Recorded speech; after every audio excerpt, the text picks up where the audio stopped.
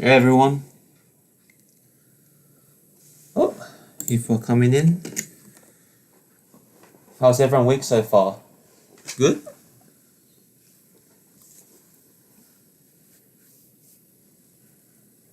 What up, Cookie Monster? What up, Gary? Yo.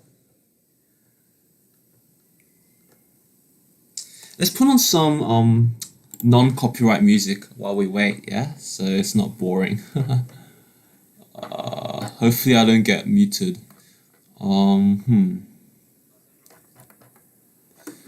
Actually, let's just put this off. Cool. So I'll briefly just summarize what I did last week. Oh, thanks, Anthony. Thank you. I really appreciate your comment. Cool. Yeah, I'll try and engage more of the chat this time. So yeah, I'll try and engage with more of you guys this time. So yeah, I have my eye on the chat. So yeah, just let me know if you have any comments or suggestions.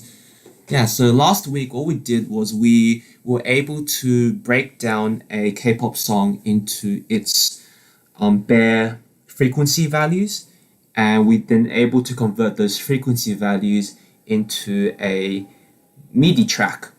And what that MIDI track does is that these MIDI numbers represent a note on the piano scale, and we're able to then use those MIDI values and put them into a piano melody function, and the end result was we're able to produce this type of output. So hopefully you can hear my computer.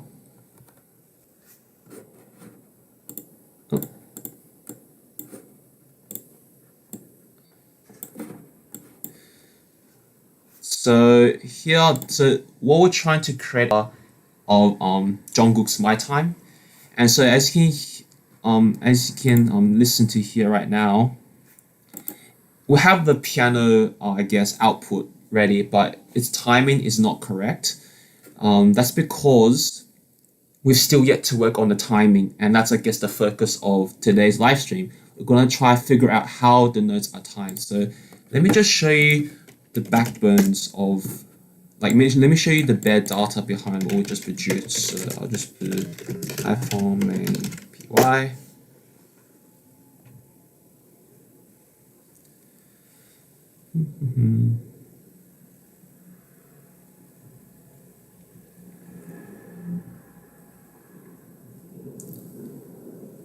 Yeah, so as you can see on the screen, these numbers here are our MIDI values. So when I say MIDI, I mean MIDI. And these are basically numbers that represent a pitch. For example, you have like A4, C4, B, etc. on your piano. So these are what those numbers represent. And as you can see here, there are a lot of numbers, right? And this data itself doesn't tell when those notes will be played. Because we're grabbing frequencies from every millisecond, all of these values, some of them may just be one note, some of them may just be multiple notes. So for example, let's say these 52s, right? How can we find out that these 52s represent a whole note or two semitones or four quarter notes? So that's the challenge we have to work out. So I've been thinking about this throughout the week, and I think I might have a solution, but I'm not too sure if it will work. So open to suggestions from you guys. Yeah. You feel like you're back in uni? I don't know. This is just my thinking of what the algorithm could be like, but I'm just as clueless as everybody else. So yeah, and also just to show you what we've done last week, we also calculated the duration of the song. So here, this is 234 seconds, which roughly equals to 3 minutes and 54 seconds. And this is the number of MIDI values that we have in our list. So right now there are 14,000 MIDI values. Yeah. So we did some calculations last week. I think it's better if we go through them again. So let's just erase this. Okay, so we're gonna have some assumptions. And let's say our first assumption. So if we go to Jungkook my time BPM, so we're gonna find some key data around the music track so that we can use them as assumptions. Okay, all right. So BTS. So my time is 100 beats per minute. So that's 100 BPM. And do we know the time signature for my time? I'm not too sure. I think BTS songs are normally in the 4/4 time signature. So it's like time signatures like 4/4. And we have, based on our data, we have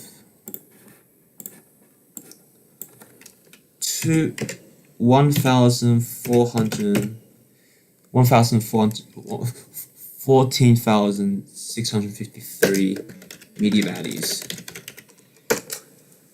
And then we have 234.5 seconds.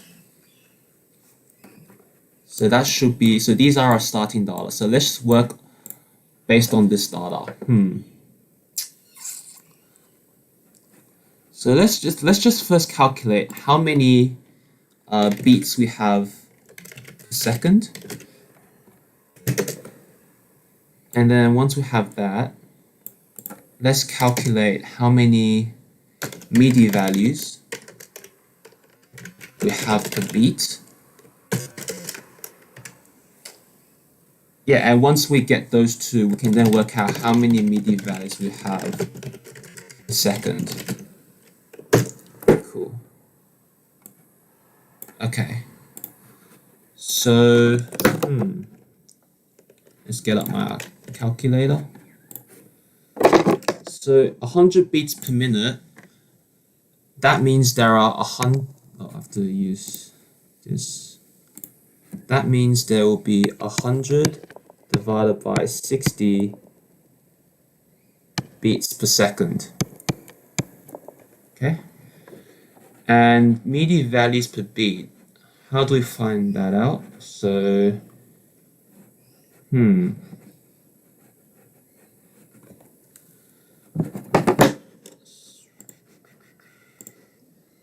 So how many beats do we have in total? So if there are 100 beats per minute, and we have 3 minutes 54, that's 390 beats in total in this song. Okay, which means we have to get the number of MIDI values per beat. That means we need to do 14653 divided by 390. And what does that equal to? 14653 divided by 37.57. So that's around 37.6. And to get MIDI values per second, all we have to do is just do. Actually, is that important? I don't think that's important. Actually, I don't think that's important. I think we only need these two values. Yeah.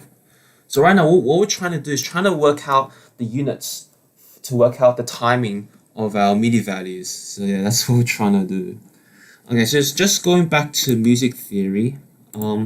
When I say a 4/4 time signature, so do you know sometimes when you see we see a score sheet, it looks like this. Actually, I should make this neater. It looks like you have this. You have something like that, and then you have something that divides this.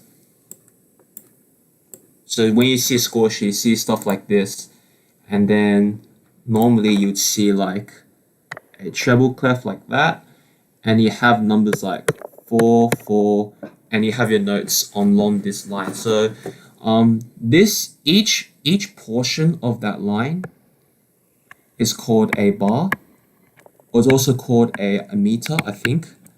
I think this really depends between like US or British saying. So you have a bar meter, and this here is our time signature.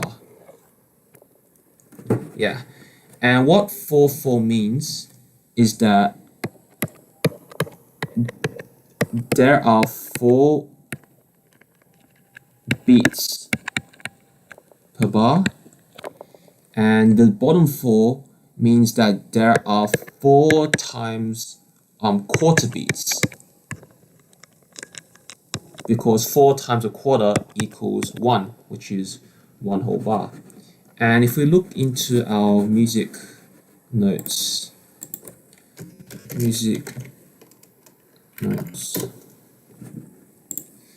not sure if there's a good image, but yeah, we have this sort of thing where each symbol represents how quick or how fast each note is played. Oh, sorry, it's called a measure, so it's not a meter. Thanks, Juno. Yeah, so I should correct it. It's not called a meter, it's called a measure. Yeah. So we have a hierarchy so that you have a whole note, so that's called a whole note, and a whole note is 2 semitones, so that's a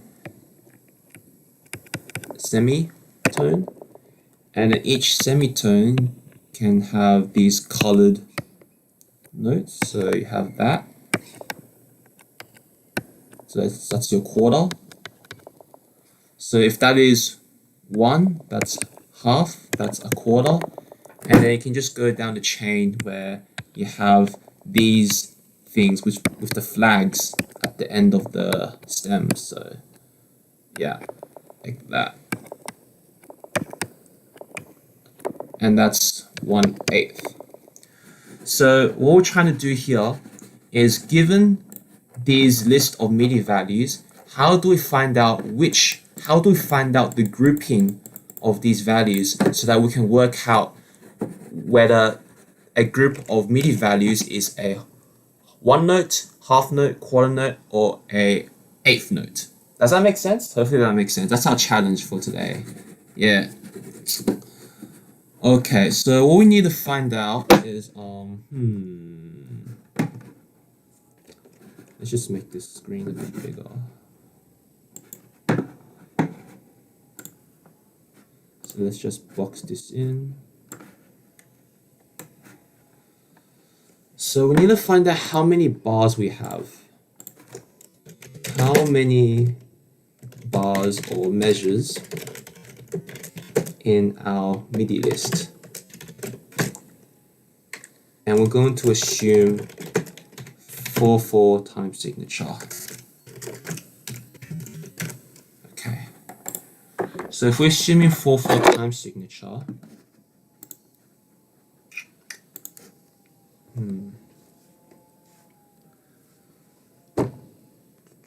37.6. So that means there are 4 quarter beats.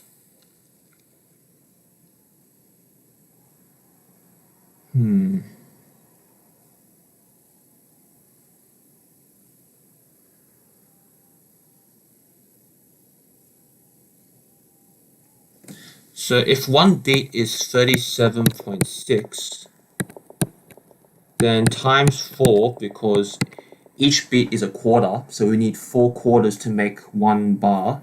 What's that? If I just go to my calculator, 37.6 times 4 equals 150.4. Okay, 150.4 values, MIDI values, is our bar. Okay, but 37 is like an ugly number. Maybe we should round it down to 36. Actually, let's round it down to 36 because I think 36 is a cleaner number. 36. Let's make it 36 MIDI values per beat. So 36 MIDI values per beat times 4 of them. That should equal 144. Just double check. 36 times 4. Yep, 144. Okay. So there should be 144 MIDI values per bar, which means there will be 144. So there will be 144 MIDI per bar, which means 16543 divided by 144. That equals to 14653 divided by 144. That's around 101. So that's going to be a total of 102. So let me just cut out.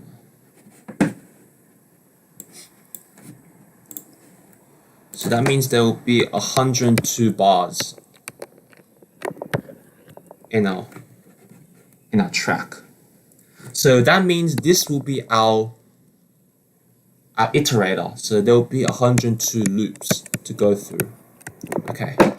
So let's make a note of that. So let's go into our code. So that's our that. Okay, let's just do some planning. So we know that there will be 102 bars, which means it'll be something like for I in 102 type of scenario. And how do we get 102? We got 102 by doing length of MIDI list divided by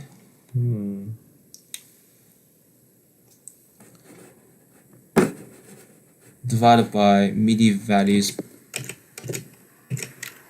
per bar. So that's how we got that number. So we need to find out how do we get 144 MIDI values per bar. We got that number because we had length of MIDI list divided by total beats per minute.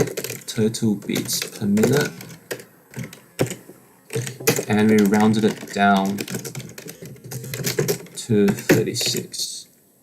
Yeah. And how do we get 390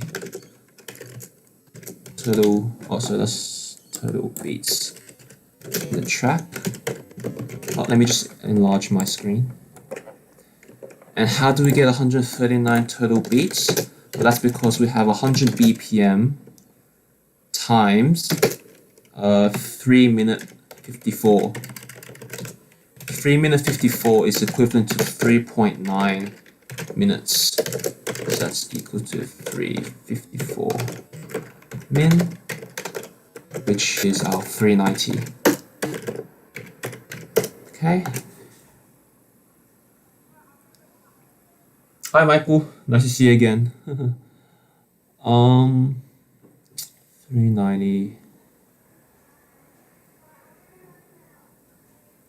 And then how did we get the 150? So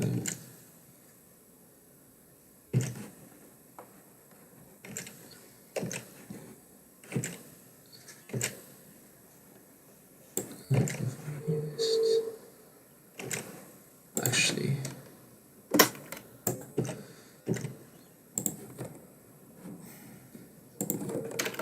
that's our 36 MIDI values per beat. That's how we got that. And 144 MIDI values per bar is where we have our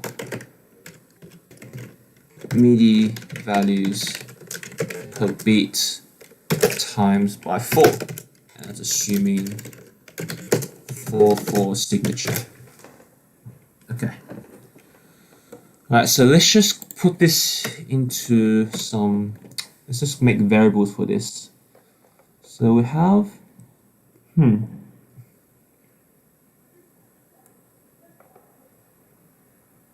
we've got to change this. This is stuff that needs to be changed. We've got to change this part of our code. Okay.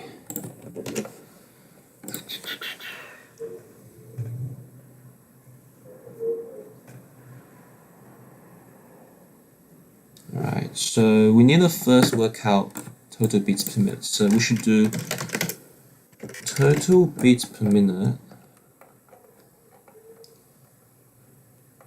I should put it up here. Total beats equals BPM. So I should specify what the BPM is. So I should make tempo. Tempo, also known as BPM, is 100. So that's our 100 BPM. So total beats equals tempo times by duration of the song. So I need to get duration. Duration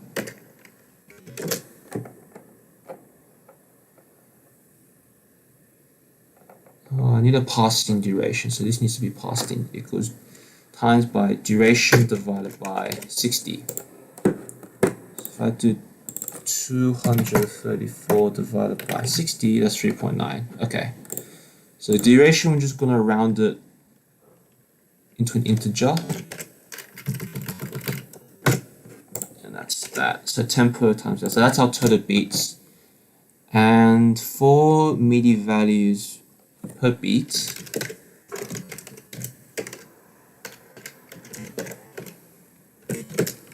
that equals length of MIDI list divided by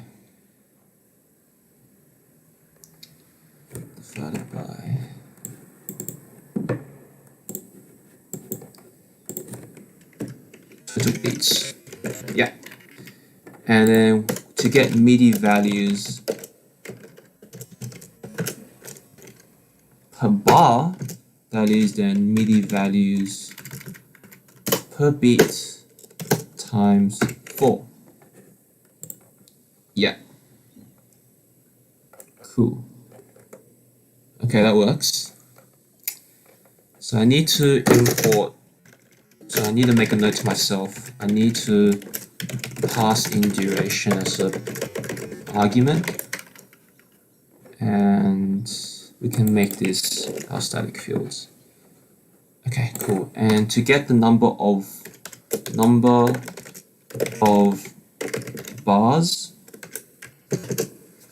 that is equal to length of MIDI list divided by that. Okay, so length of MIDI list divided by MIDI values per bar. That should get our number of bars. So does that make sense, everyone? Hopefully that should give us some clues how we can get the timing correct. Okay. Yeah. So let me just pass in duration. So we need to pass in our duration value. But where do we get that from? Actually, that comes from the algo. So in the main MIDI list, we should return MIDI list and also duration. So that should come from here. So we get duration. We get duration from this. Okay, cool.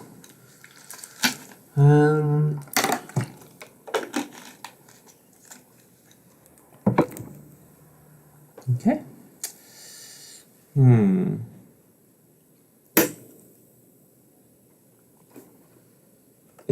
Is everyone following along? Like, do you guys understand what I'm trying to do? Just let me know in the chat, yeah? Alright, now let's figure out how we're gonna create this for loop. Oh my, it's gonna be a tough one. This is the toughest bit. Trying to work out this part. Okay, so we're gonna do for bar in range number of bars. So that's our first iterator. So that divides our thing into, so let's actually draw this out.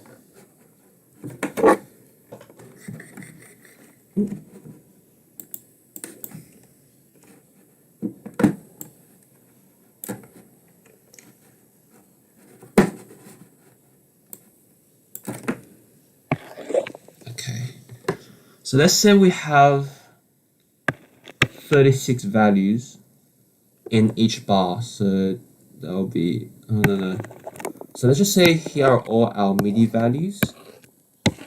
We're going to loop through this 102 times, so that's like iterator I equals, no, B equals 0, B equals I, B equals 2, B equals 3, all the way up to B equals 101. Because we count from 0, remember? Yeah.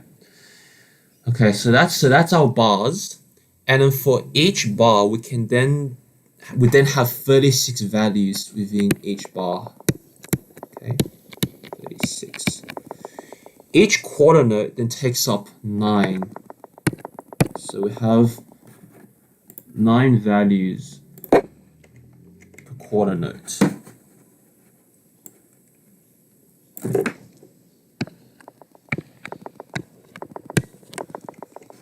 Okay, maybe I should actually do it like this. So 36 is a whole note. And then 36 can have 2 18 seminotes.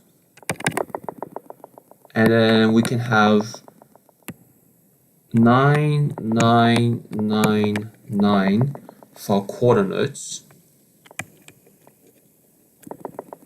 And then we have 4.5s for our eighths. Okay. So we need to find an algorithm. So if all of these 36 MIDI values have the same MIDI value, then that could be a whole note. If we split the list into two 18 halves, and then the first 18 have the same MIDI value, and the second 18 have a different MIDI value, but they're all consistent, that could imply 2 semitones. Otherwise, if we divide our list into 4 quarters, and each quarter have different sets of MIDI values, then that could imply 4 quarter notes. But what happens? But then, if all of them have the same value, that could also mean that they're all quarters.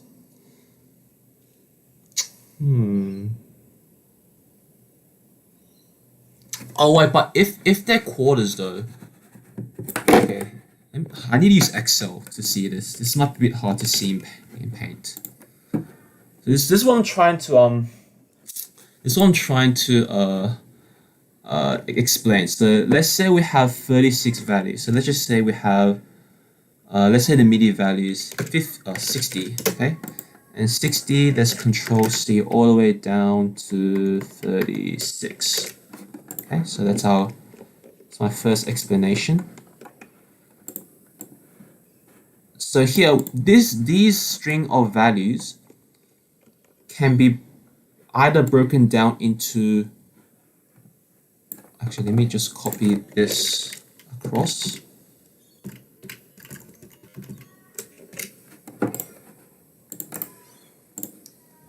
Okay, so we have scenario 1, scenario 2, scenario 3,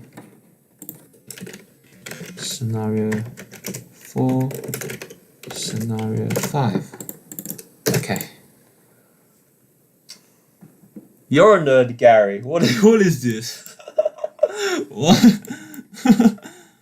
For those who don't know, Gary and I are good friends. So he also has a really cool YouTube channel. So click on this icon and check his content. It's really cool. Yeah.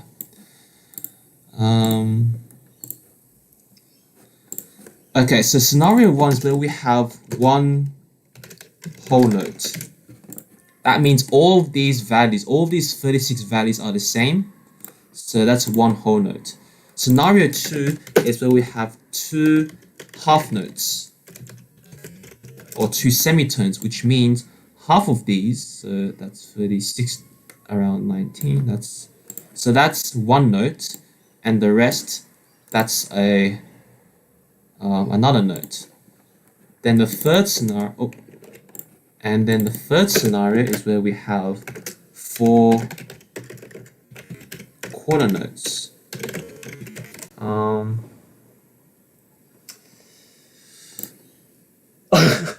Yo, Anthony, what's up? It's big brain? Yeah, it's pretty big brain. Even I have a headache right now. This is a bit too hard for me. Alright, so quarter note, that means we have 36 divided by 4 is 9. So we have this, and we have that, and then we have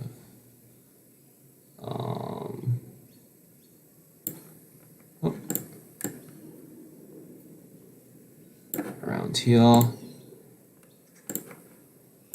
I messed up the numbering, doesn't matter. So it could be like that as well. And the scenario 4 is when we have in eighths. So how can we work out an algorithm that works out which configuration do we use?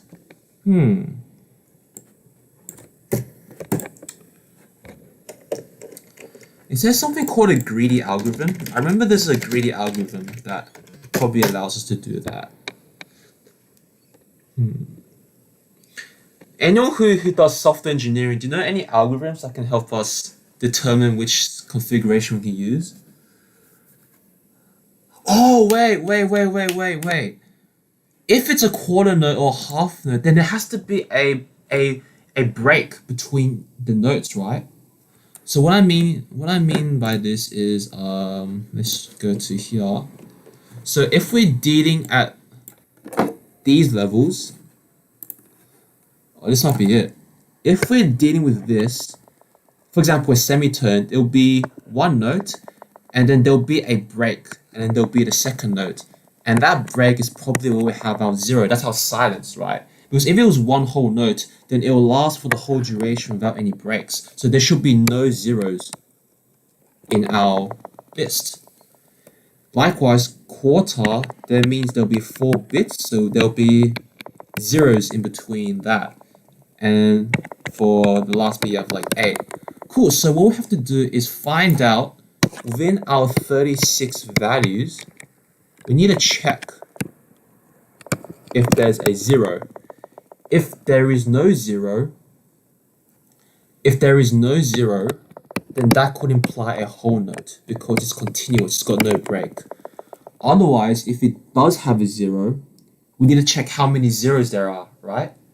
So if there is only 1 0, that could imply a semitone. If there are 3 zeros, that could imply 4 notes. Oh, I think that's it. I think we just have to find out what the zeros are.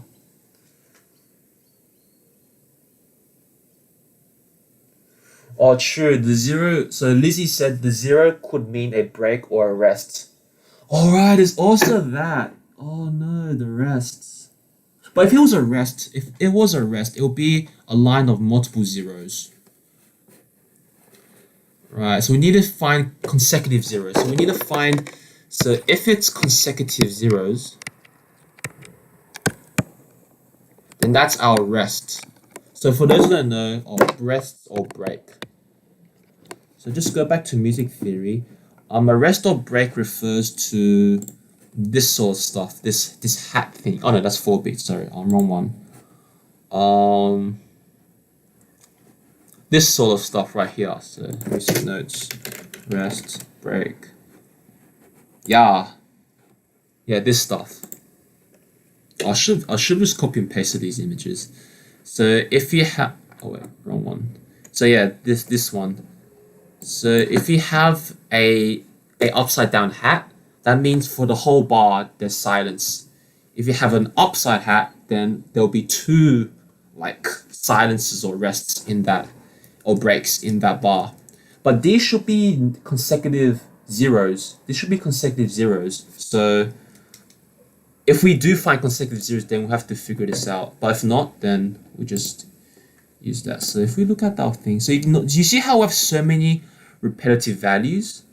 You see that? For example, if I highlight this line, if we highlight like 36 values, 37, 37, 37, that could be, so there are around, so that's like eight values. You see how there's a zero in here? That could mean there was like a small break between that and the next. Right. Okay, I think that's how we're gonna do it. So let's just think programmatically. So for every bar in number of bars, okay, so that's 102. Okay, so first we're gonna specify a start MIDI and an end MIDI 36. Because we're grouping them, we're doing this because we are grouping them. There are 36 MIDI value. Oh wait, we can't use 36. We have to use the dynamic values. So that should be MIDI values per beat. So that should be around 36. So e.g. there are 36 MIDI values. So here we specify our grouping.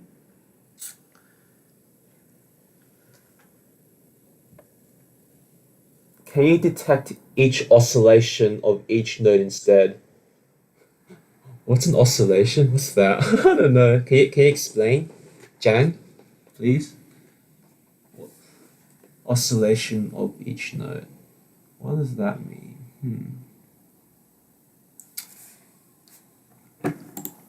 I'll first try this out for now, and then I'll think about the oscillation thing. Hi, Danny. Hi.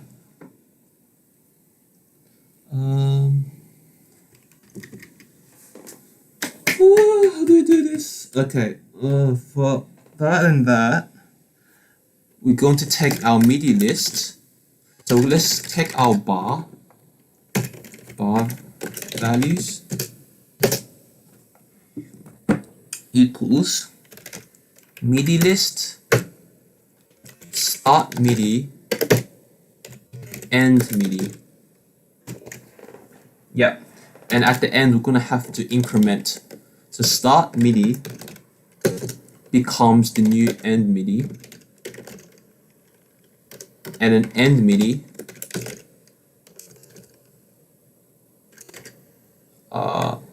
plus increments by another MIDI values per beat.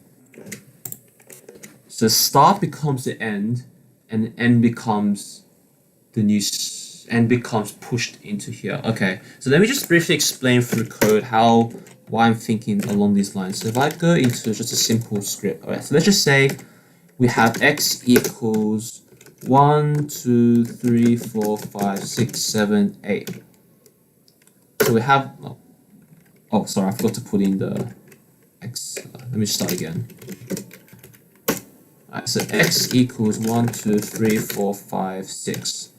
Okay, when I do x, 0 and 2, that returns 1 and 2. So what I basically said is that get the first two values, and it returns 1, 2. Likewise, if I do x 2 and 4, I get the next two values, so 3 and 4. So do you see how we can apply this on a bigger scale? So we can do like, x 0 and 36, and that gets the first 36 values of our MIDI list.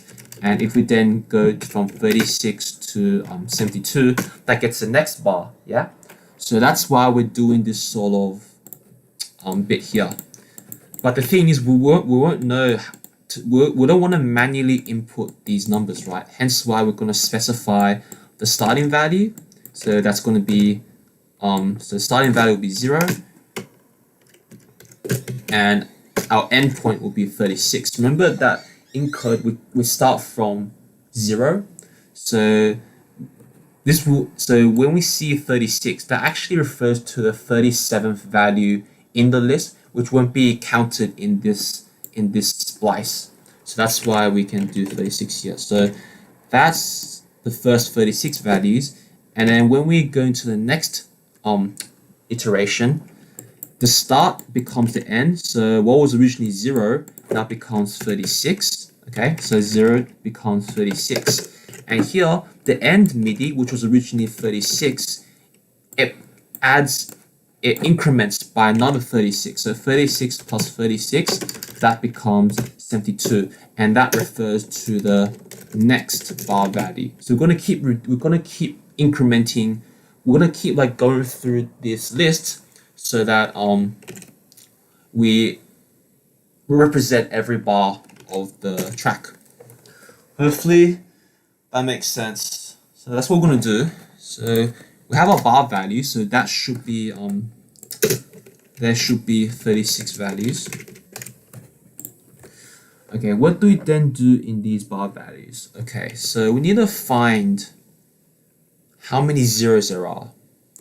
So 36, so bar value is a list. So we need the type is a list. So type bar values is a list. Okay. So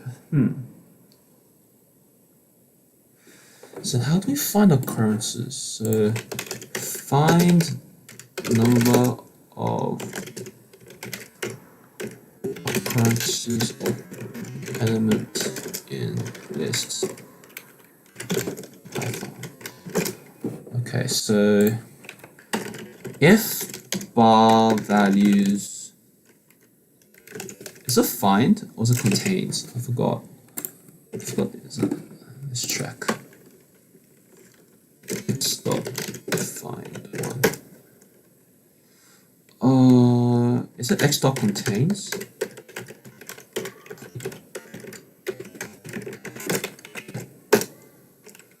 How do you find the element in the list? Oh, count. Okay. So x dot count. Okay, let's just test this. So x equals.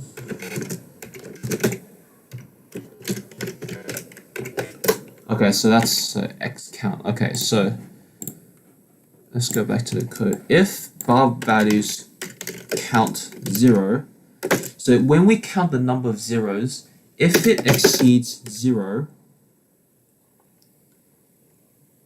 okay, but actually, if it exceeds zeros, then that is not a semitone. Sorry, not a whole note. So now else will be a whole note. So that's a whole note. Okay. Okay, and then okay. So if there are no zeros in our bar value, what do we do?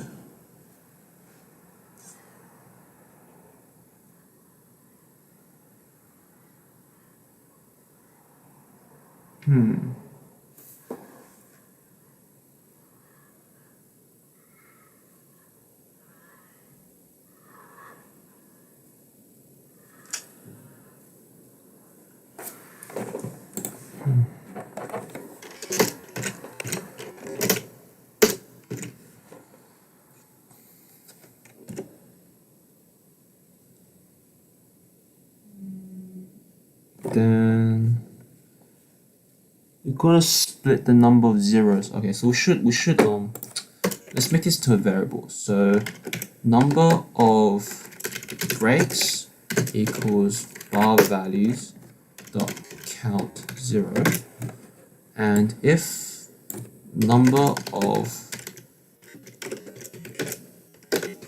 breaks is greater than 0,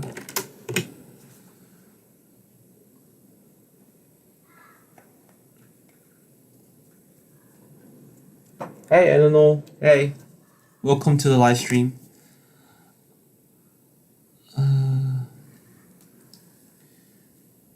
If the number of breaks is greater than 0, so that's not a whole note. So if we have 3 breaks, that's 4.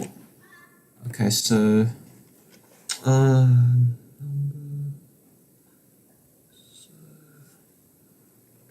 number of beats in bar equals length of bar values divided by number of breaks, right? That's right, yeah, because let's just go down.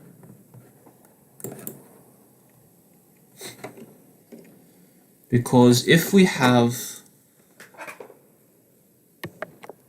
2, 3,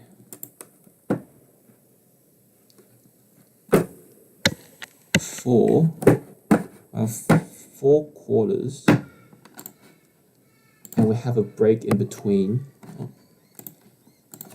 We have 0, 0, 0. Then that means there are 3 breaks, but there are 4 notes. So notes equals break plus 1. Okay, so that's why we have that. So actually easier. We can just do length of bar value. So there are 36 divided by number of breaks. Okay, so it's going to be plus 1. So number of breaks plus 1. That's how we get the number of. We should do number of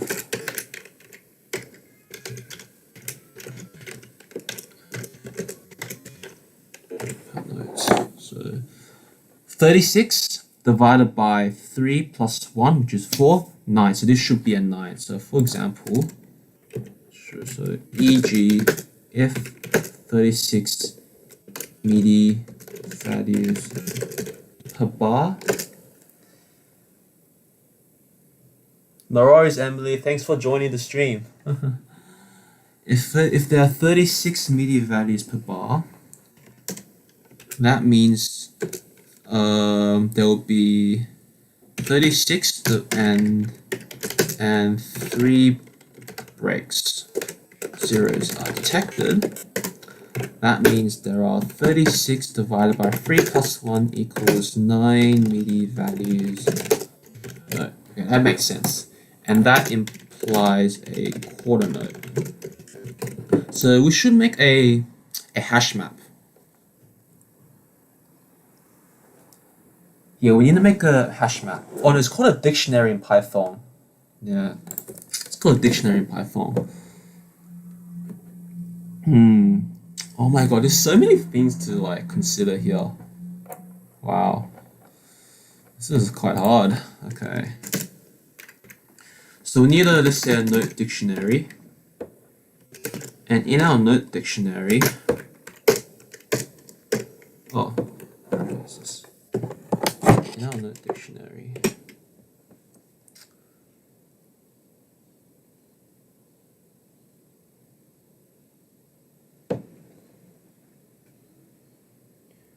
I should run my synchronization bot on n-.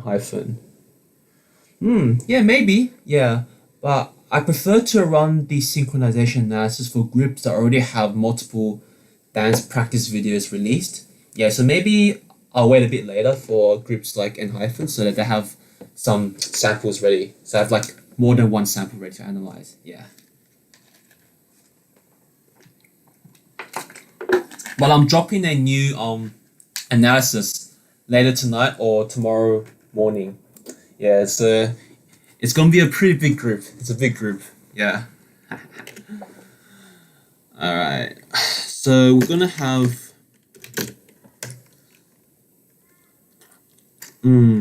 So number of breaks is 1.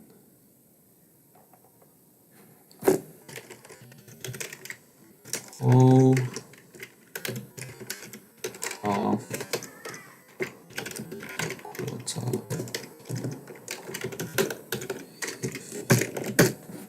I'm just going to leave this dictionary for now because I'm not sure when I'm going to use it, but I feel like we need to use the dictionary to store the durations. Alright, so MIDI values.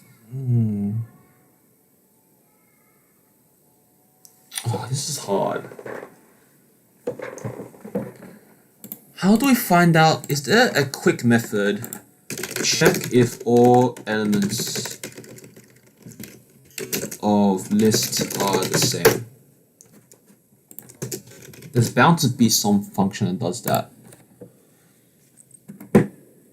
Or do we have to do this manually? Oh man, there's so many. Oh, that's a smart way. That's smart. That is smart. If X... Oh wow, that's a good one. Easy. Alright, cool. That's a smart way of doing it. So to find duplicate values, all we have to do is this. That should assert to true. Duplicate means true. No duplicate means false.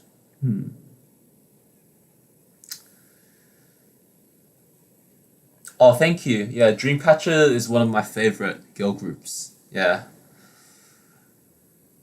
Yeah, they're really cool. I love their music. Yeah. I like Dreamcatcher and CLC. Yeah. They're so cool. And also SNSD. SNSD was like my first ever K-pop crush. Yeah.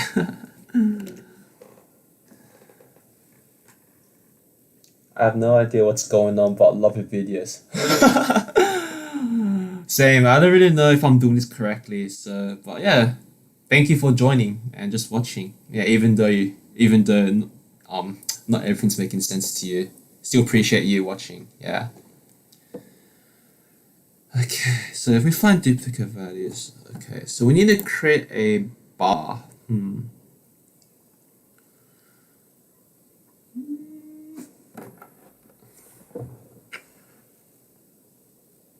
Okay, if there are no breaks, then that's easy. Then we'll just take the first MIDI value. So it'll be music track add note, track channel MIDI.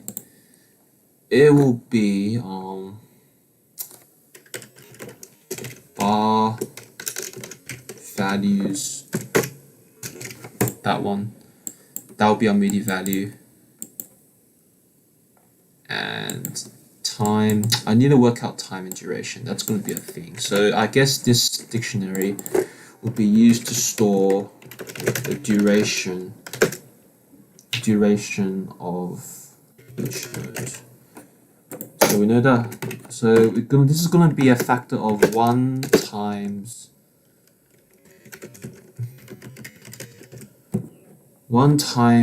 duration of 1 beat. And this is going to be half times duration of 1 beat, and it's going to be 0.25 times duration. So I'm just making notes along the way, because when I code, right, sometimes just thoughts just randomly appear in my mind, so I just didn't record them in the code just to make sure I don't forget. They could be useful eventually. Yeah. Yeah, that's right. You know what I'm talking about. Yeah, CLC Dreamcatcher, the taste. Yeah. Yo, CLC Helicopter was lit. Oh yeah. Yeah, they're fire. I love them. You only know Python? Python's a really useful language. Python can pretty much do a lot of things these days. Yeah.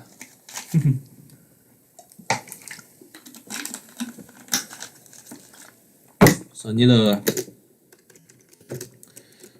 work out time and duration. Actually, maybe I should do a to-do list.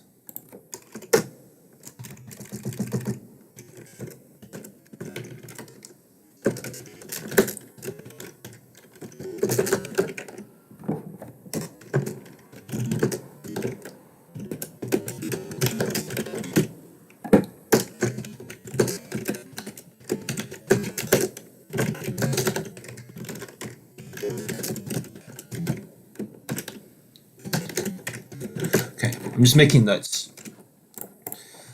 Okay, now I have to work out this. So if we find duplicate values, that's a quick way to find duplicate values. So we need to get X. So what's our list? So we need to do for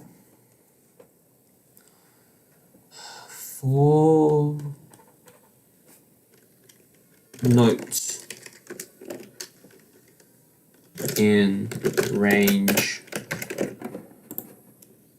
number of MIDI values per note in range of number of breaks plus 1. So the reason why we do number of breaks plus 1 is because number of breaks plus 1, that equals to number of notes used in the bar. So if there are 2 breaks, that means 3 notes are used. If there are 4 breaks, that means 5 notes are used. So that's plus 1. Yeah, that makes sense. Okay, cool. Okay, so for every note in that, actually we don't need to, we don't need to use this note, we just need to iterate. Just don't need something value.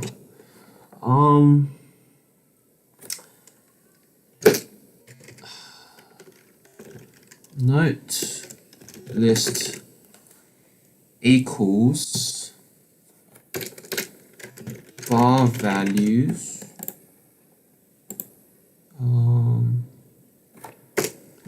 we'll have to do this stuff again. The start note MIDI. Oh my goodness, this is gonna be hard. So let's call this the micro start. Micro start equals 0. Micro end equals number of and then towards the end, micro start becomes micro end, and micro end becomes that. Okay, so we have a note list. So note list is micro start to micro end.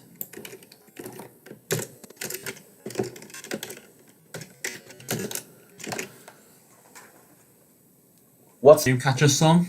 It's Deja Vu. Deja Vu! Like, is it like what? that move? It was so good. That's my favorite song. All-time favorite. Actually, my all-time favorite K-pop song is Deja Vu. Yeah. That's right. Best song ever. I love it.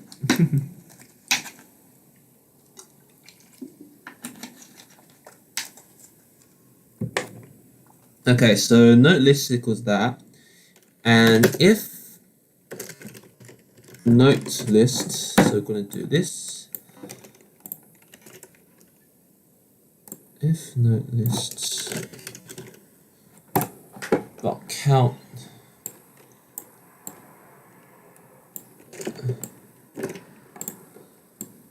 equals this, that.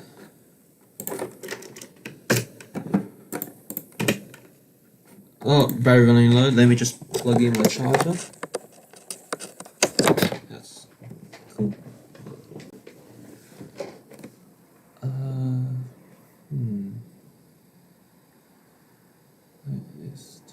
That means we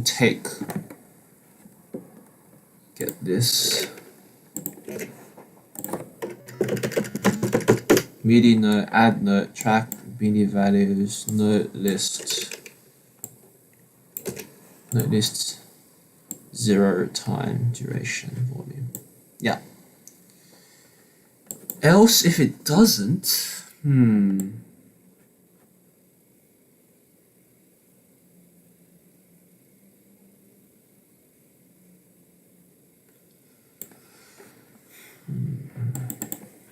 actually, do we even need this? Let's just wait. Actually, I don't think we even need this. It's just because we already know that this is going to be a quarter note, so we don't need to find out the duplicates. We can just make the assumption right here. I don't think we need that. Okay. Note this. Okay, that makes sense. Micro start, micro end. Yeah. All right. So we have that. So that's if we get that. And else we have a whole node which takes up the whole thing. We increment the end MIDI values. That updates this, and we go into the next bar, and we do that. Cool.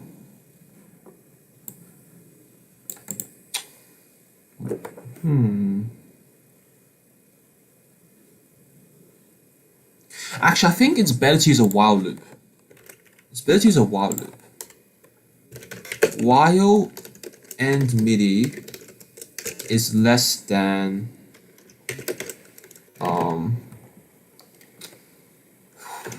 length of MIDI list. The reason why I think it's better to use a while loop is because the number of MIDI values may not be a round number, which means even though I calculated they're going to be 102 bars, once you get to the 102nd bar, there may be some leftover MIDI values at the end of that bar, which won't be counted here. And if we're going to try to treat those remaining values as a separate bar, because they don't have enough MIDI values to calculate, it will cause a list index error. So that's why we're going to use a while loop so that we don't encounter those list index errors. Meaning that if the end MIDI, so let's just say let's give an example. Let's say we have 14,653 values. Okay. Let's say we get to, what's 102 times 36? No, 102 times 144. Ooh, right, wrong one. 101 times. Alright, so let's just say we get to the 101th bar, and we end up at, we have already covered 14,544 values. That means there are 14653 minus 14544 values. So that means there are 109 remaining values left. And because that is less than 144, we're going to run into list index errors. So to avoid that, we're going to use a while loop, so that once we get to here, the while loop terminates, which means these stuff will be cut off, which is okay. That's the end of the song, which won't matter that much. Yeah.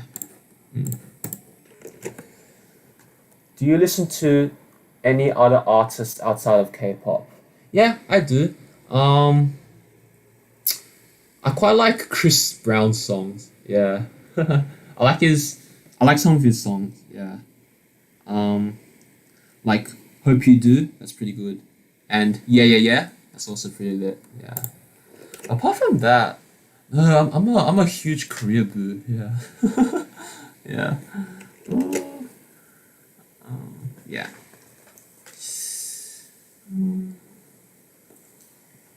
Okay.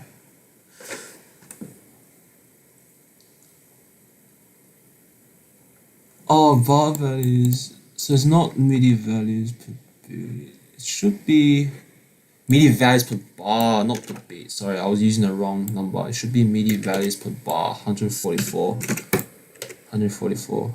Yeah. 144 values per bar, 36 per beat. So I was wrong here. So if there are 144 values per bar and 3 breaks, there'll be 144 divided by 4. Does that work? 144 divided by 4, that'll be 36, yeah. 36 MIDI values per note. Cool, so just a small correction, I was using the wrong values, it's supposed to be 144 values per bar. Yeah.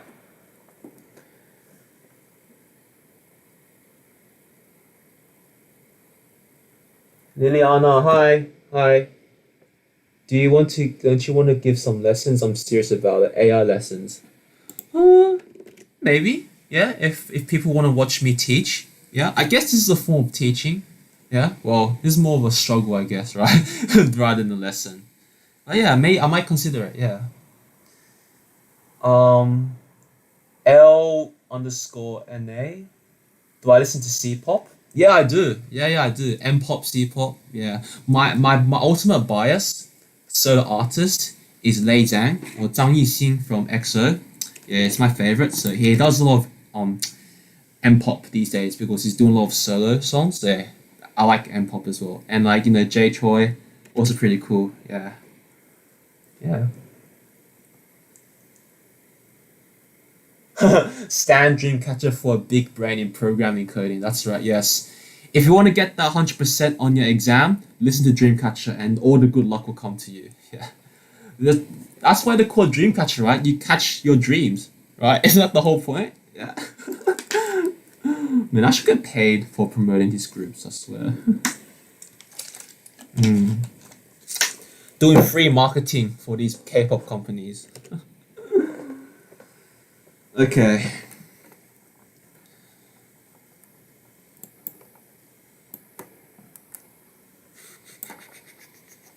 Alright. Alright, so I have to work out the timing now.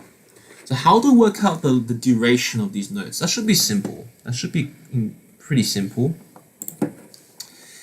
If we have 234 seconds and 390 beats, all we have to do is just 390 divided by 234, and that's it. And we just divide accordingly. Simple. Alright, so just do that. Let's go to our chart. Let's do it here.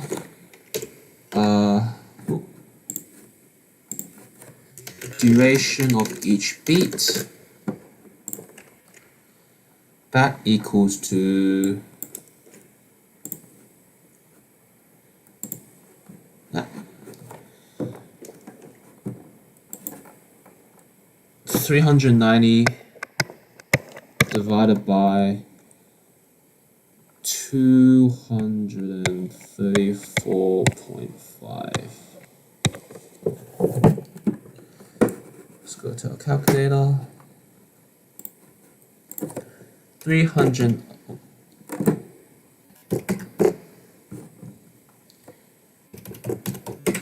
So that's 1.6, around 1.67 seconds. That's a pretty long beat. 1 second. That means it takes 4 seconds for a bar to complete. That's pretty. Is that correct?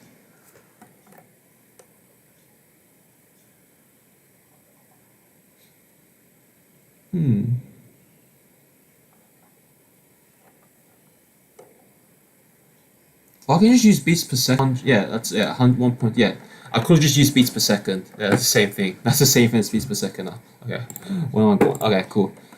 All right, so to get beats per second,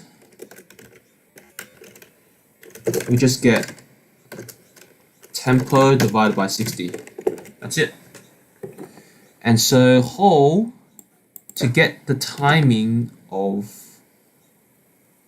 Can we do calculations in the dictionary? Let me just check.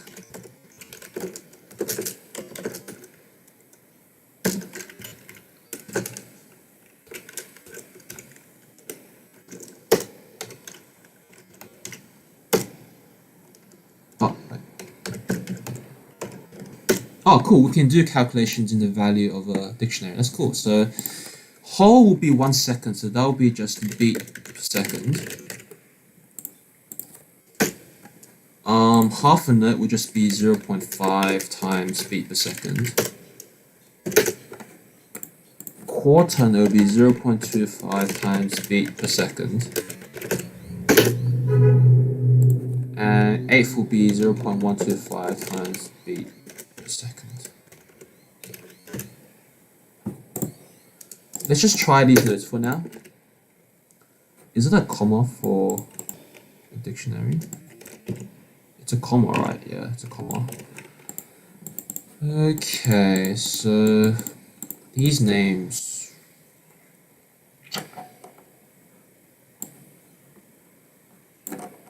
Maybe I don't need to use these names.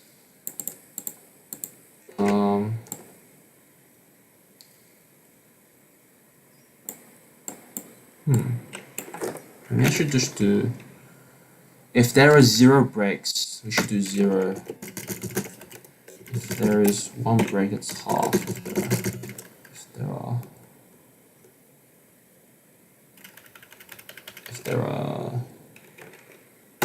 let's call it 2 breaks. 1, no, that's 1. 3 breaks is that. Wait, why am I missing this? Oh, it goes up incrementally, so 3 breaks. Like that. So what I'm doing is key is the number of breaks as a string, and value is the duration of that note. Oh, thank you, Liliana. Yeah, I like to dance sometimes, but I'm not that good, like, in terms of like professional, so I just do it as a hobby. But thank you for appreciating my dance. Yeah. And also, if I mispronounce your names, like, sorry, yeah, I'm sorry if I mispronounce your names. Just let me know in the chat, and I'll try do my best to pronounce your names. Yeah. Hi, Kelsey. Welcome to the live stream. Okay. So that's a note. If there is 1 break, that means that's a half note. If there are 3 breaks, that's a quarter note. And if there are 7 breaks, that's an eighth. So increments by 2, so key value goes in this pattern. It is equal 2 to the power of n. That's how we get the key values. So the number of the number of breaks plus 2 to the power of n. Yeah, 2 to the power of n, and that determines the number of the type of note. All right. So if we have number of breaks, okay, so duration, time. Oh, we also have to keep track of time. Oh, that's tough. All right, time is 0. So time would just be added onto duration. So maybe just make this called notes duration dictionary. Half is 2. Oh, there's so many new chats. Whole note is 4 beats.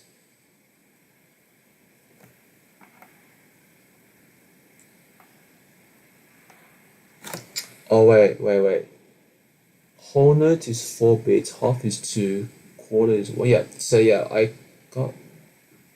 So since most. Alright, okay, yeah. Oh, you're a legend, Jang. Yeah, that's right. So actually, I did the opposite. So 4 is that. Yeah, that's how it works. So assuming 4 signature. So then 4's that, 2's that. That's just 1. Oh snap. That's just 1. Yeah, I got the other way. I got it flipped over. That's right. That's how it works. Yeah. Okay, so if that's how it works, duration. So this is where the duration comes in. So.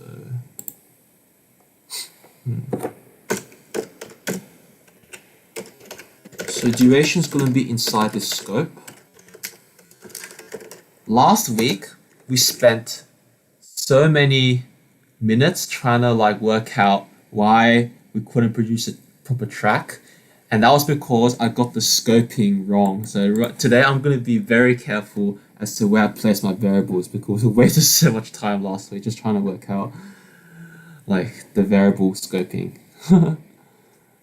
Okay. Alright, so duration can just be in this scope. As long as time is, it should be okay.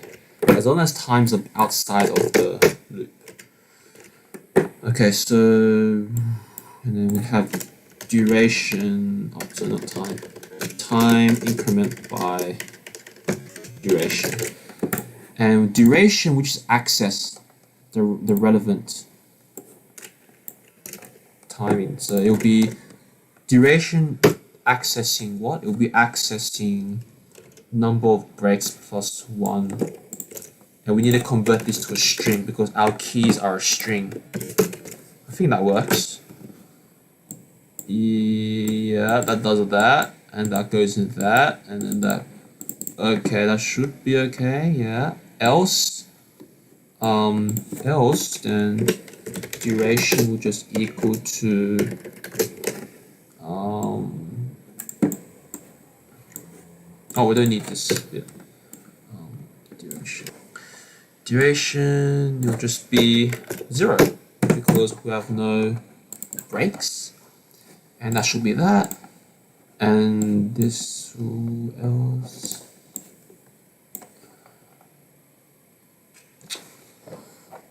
Actually, we don't need it.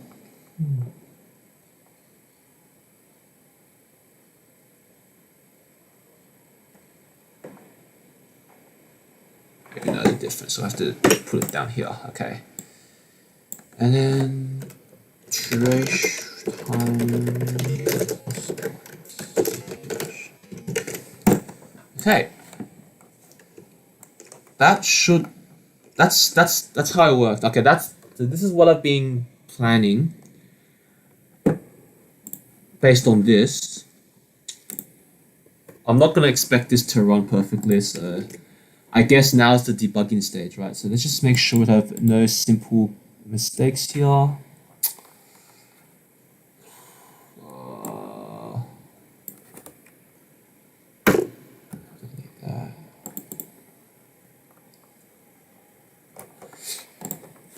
Alright, let's just print out the stuff. So let's just print out stuff so that we can see what's going on. Print total beats.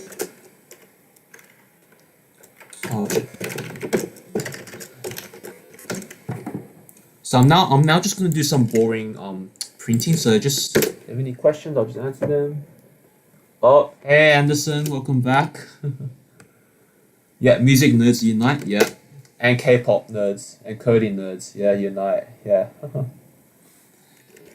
Alright, total beats, print media values, beats.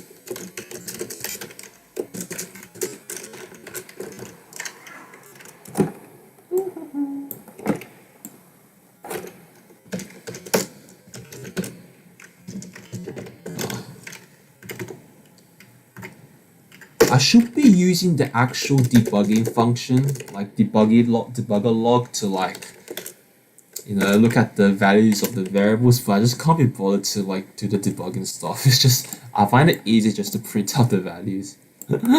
Yeah, probably gonna get roasted for that.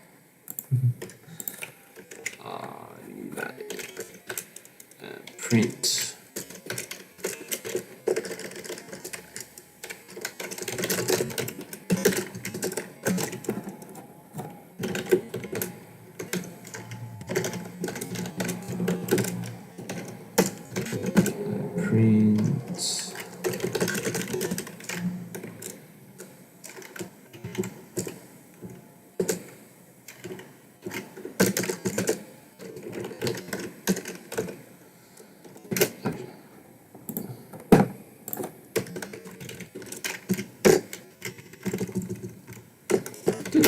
Okay, and I should make this duration of beat in seconds. That's probably a better way. Let me change this. Control F, beat per second, replace with duration I'll be in second. Alright, okay, so alright, cool. So a good way is to use meaningful variable names when you code so that you don't get confused with variables. Yeah. Print, yeah, okay, yeah, I will. Print you. Alright, let's just try it. I don't expect this to work, but it's good to see what it does. I have to type up the whole thing.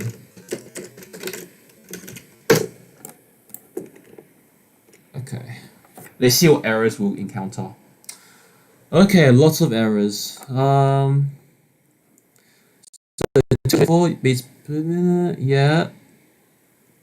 Yeah, that's right, that's what we want, yeah. Okay. Bar values. Slice indices must be integers. Alright, so for some reason start MIDI and end MIDI are not integers. That's because MIDI values per beat is not an integer. Okay, that's easy to fix. So 37.57.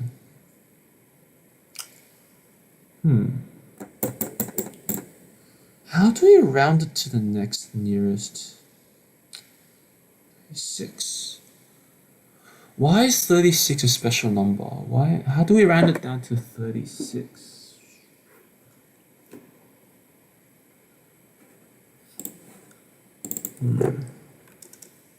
2 to the power of 5 is 32, so it's not 36. How do we get to 36?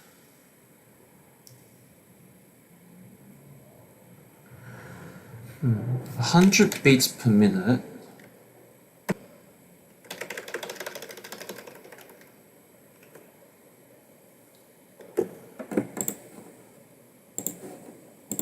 Okay.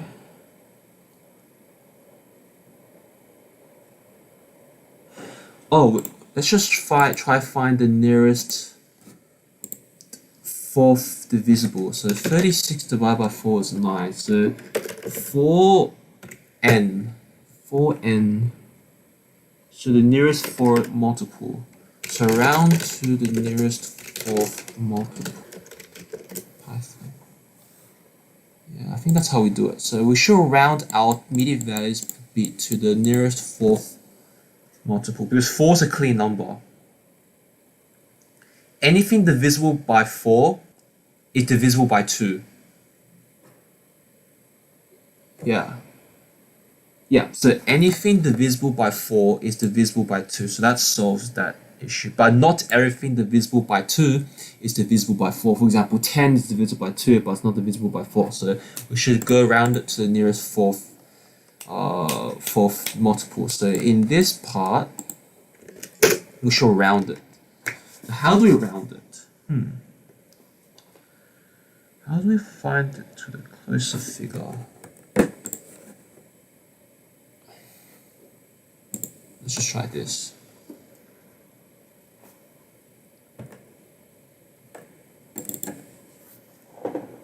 What's everyone doing right now? Are you just watching, or are you also like having dinner and watching? I'm just trying to figure out the mathematics behind the rounding. So, yeah. In the meantime, yeah. What are you guys doing right now? What are you doing? What do you do? Studying, working, or I don't know. Let me know. Yeah, how do I do that? Oh, my round. Oh, that's easy. I can just use this.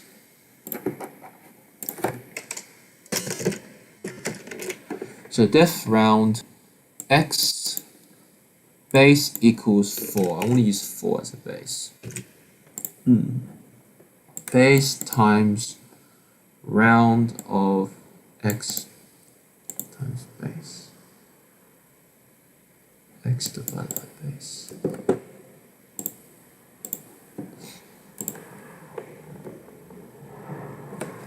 So some of you are doing your coding homework. Oh, that's cool. My content is hopefully educational. Some of you are doing your pre-calc homework, so maths homework. Okay, so mine's also got maths involved. Okay. Chloe said French homework. Okay, French homework. Interesting. Okay. And Elena is having lunch right now. Okay. Okay, so let's just try 37 divided by 4, 9.25 round.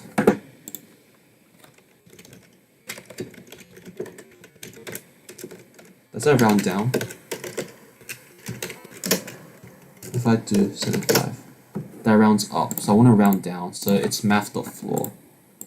I want to do math.floor. Alright, so def my round, that's how we're going to do. Base is 4, so we're going to do my round base. Okay, slice images must be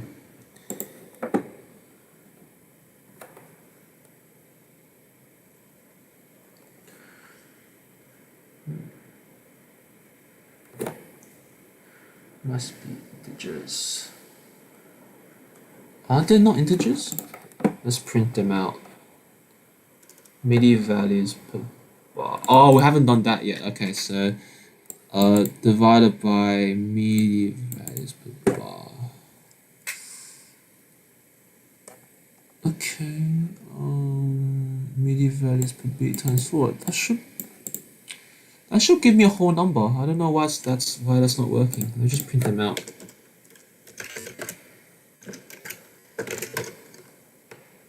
Macro.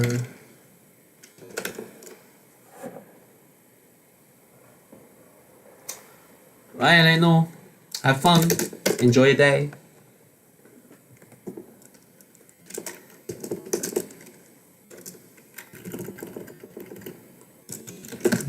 Start MIDI equals string.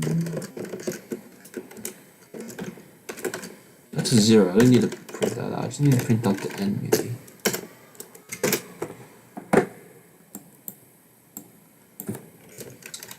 It should be already an integer. I don't know why. Oh, it's a float. Is it giving me a float? I don't know. Let's my round return base. Let's just do integer base. That should hopefully solve the issue.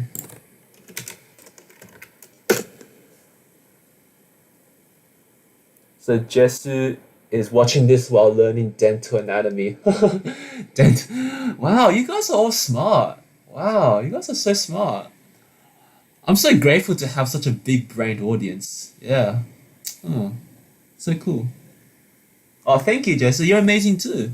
Dental anatomy. That sounds so hard. That sounds like big brain stuff. Yeah. I respect anyone who works in like health, medicine.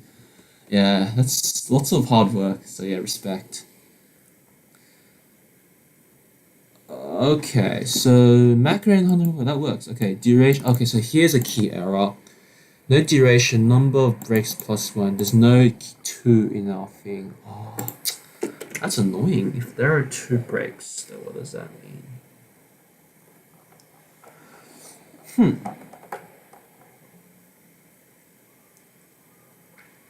This is tough. Alright, so if duration is not found,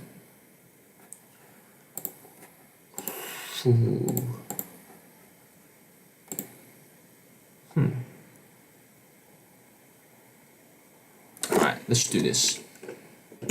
Try duration is that.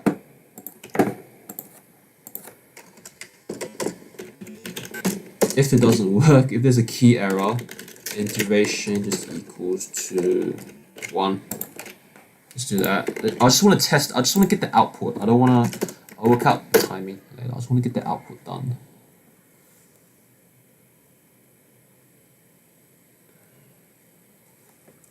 Okay. Slice indices must be integers. So what line is this? Line 87.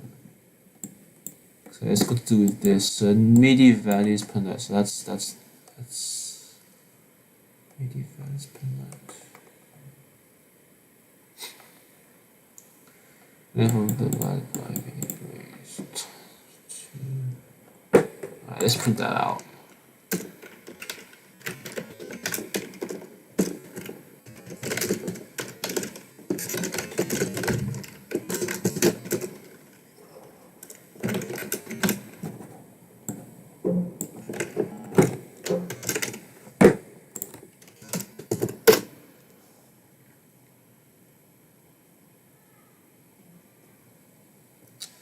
Okay, so number of MIDI VADs per note is 145.0.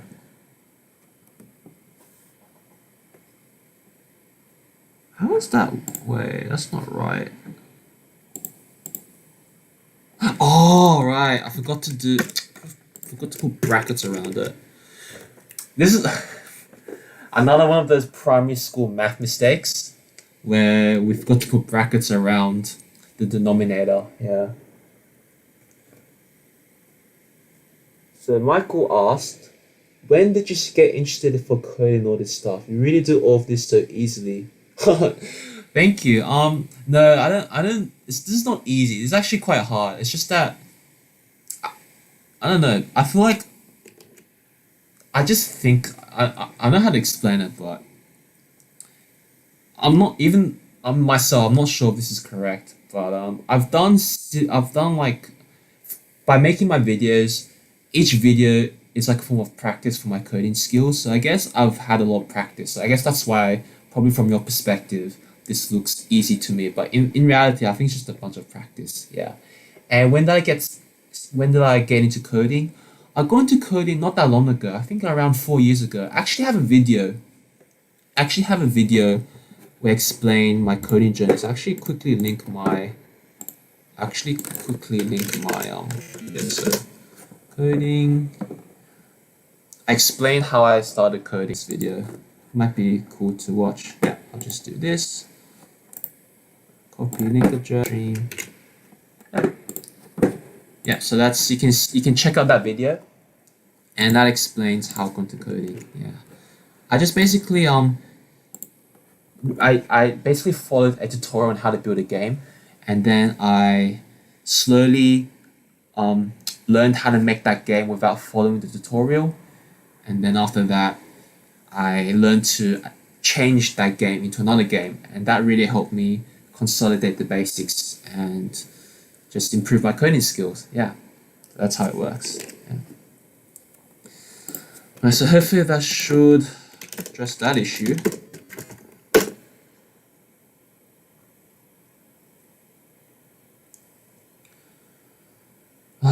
Okay, so duration 72.0, we just have to convert this into an integer. All good, no drama.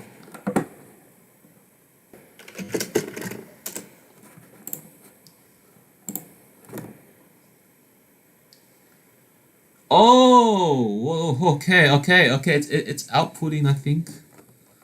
But why is it? Okay, let me just not print this out. It's gonna take ages. Let's try again.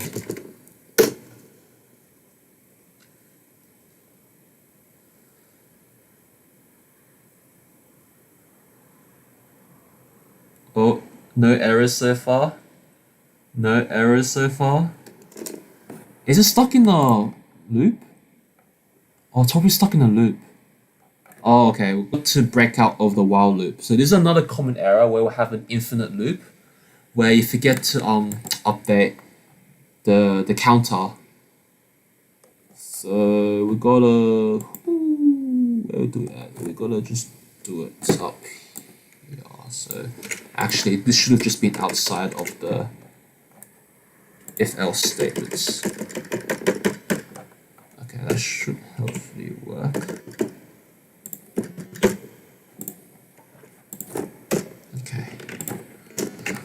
Okay, that should do. Im asks, do you prefer Windows or Mac? Windows. Oh, successfully create a piano cover. Oh snap! All right, let's check it out. Hopefully it's 6 kbs. Okay, that doesn't sound right. All right, let's just hear it.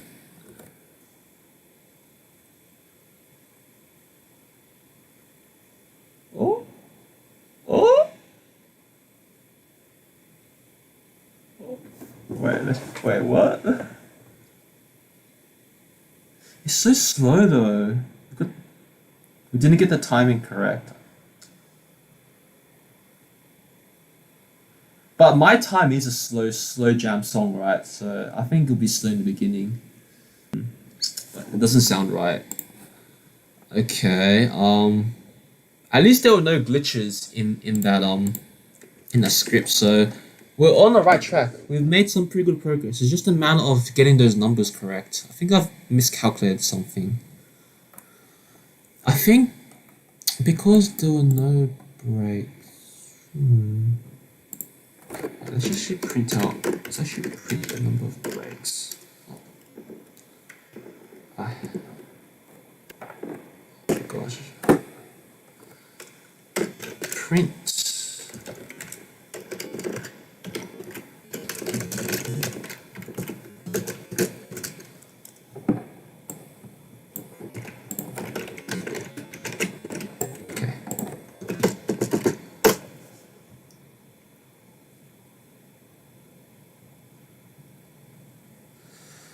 Okay, so let's look at our chart. So there were no breaks. 1, 1, 1. So no wonder why there were so many long silences. 2, 3. We have a 7 breaker. We have a 6 breaker as well. Oh, the 20 break. That doesn't sound right. That sounds so wrong. We have a 20 break. Okay. Alright, let's record this stuff. So we've seen some. Oh, you didn't hear the piano? Oh. But can you hear my audio? I didn't hear the piano. Let me try again.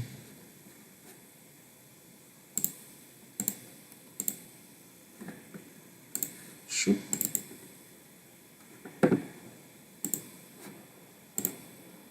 Can you hear that?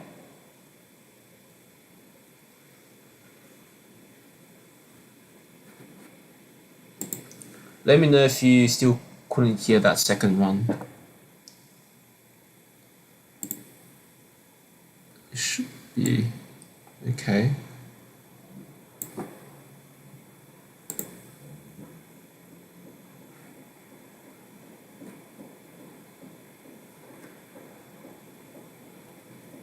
Oh, you can hear me talk, but I couldn't hear the actual thing. Okay. Oh, that's sad. Alright,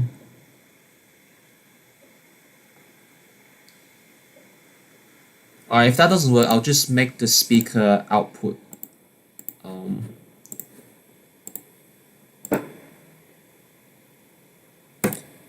Okay, let's try this. Hopefully you can hear this from my microphone.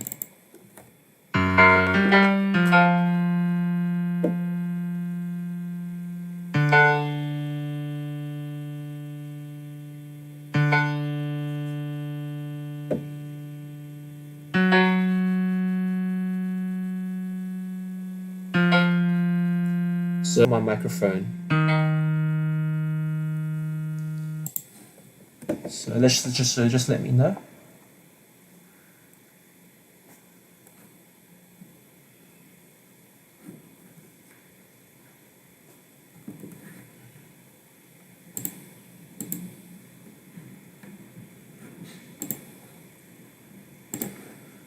Okay, so we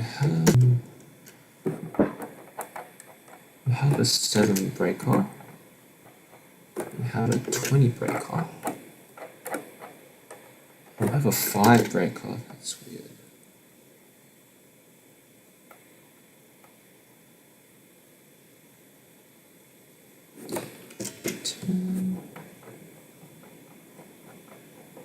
Okay.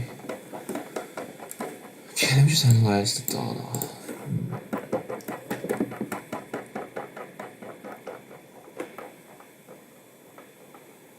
Cool, you guys can hear it. Nice.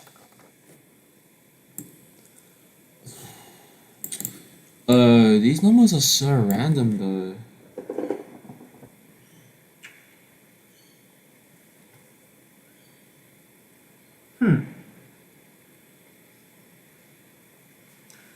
Would it be worth just making it into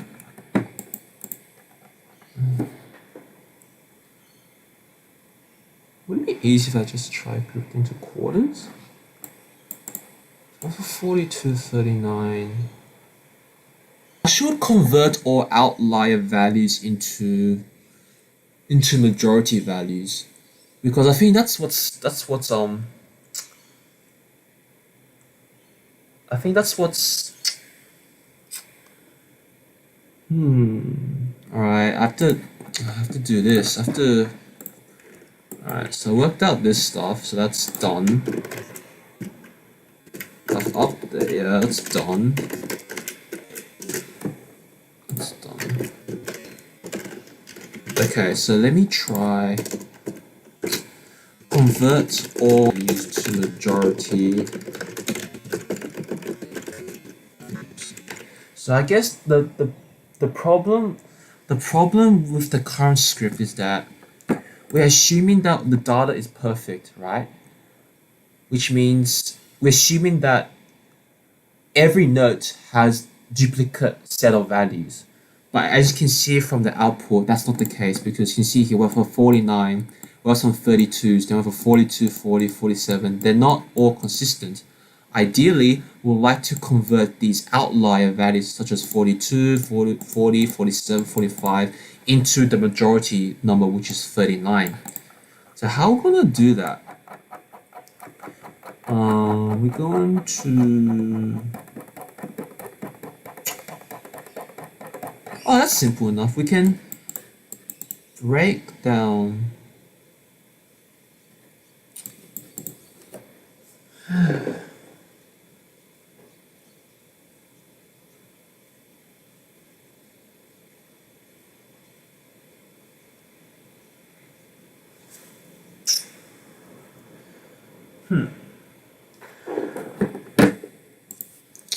This is tough.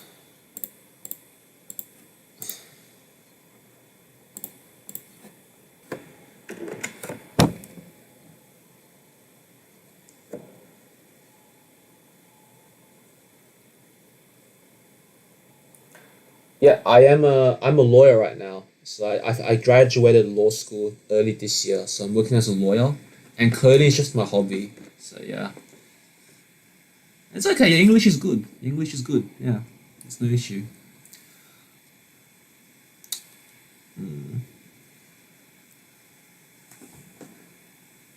All right, I need to think. I need to think for this. So I might not talk for a few moments. I need to think this through. Ooh. Um. Hmm.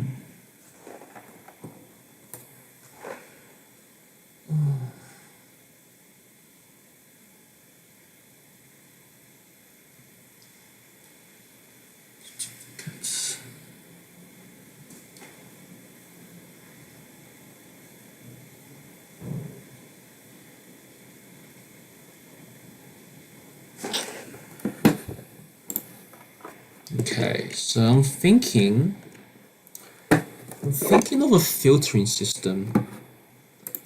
So let's say we have in our 36 in our not in our 36 in our 144 list, we've identified 3 breaks, so we have 4 groups. Each group has 36, 36, 36, 36. Let's say these two have all duplicate values, so they just play as a normal, oh, no, wrong symbol. Play as a normal note.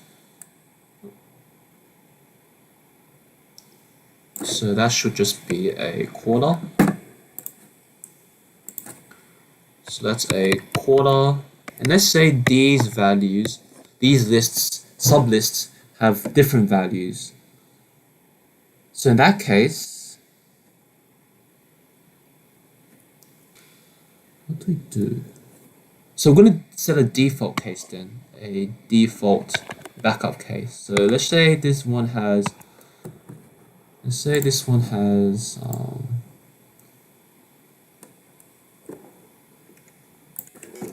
look at this. Okay.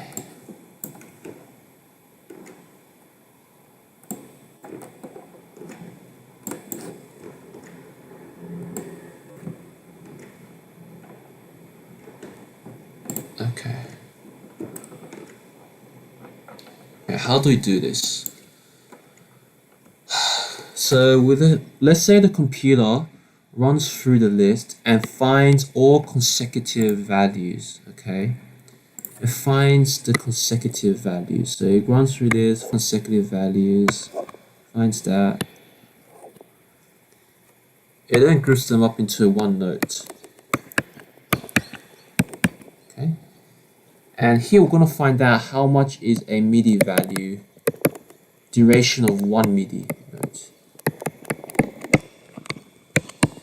So we're going to find the exact duration of one MIDI, and it'll be duration. So let's say that's D.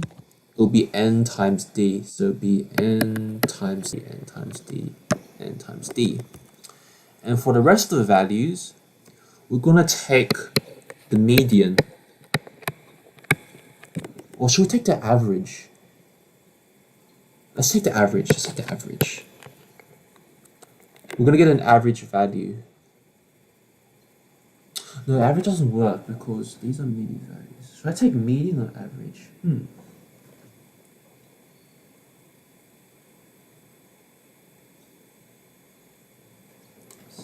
So, alright.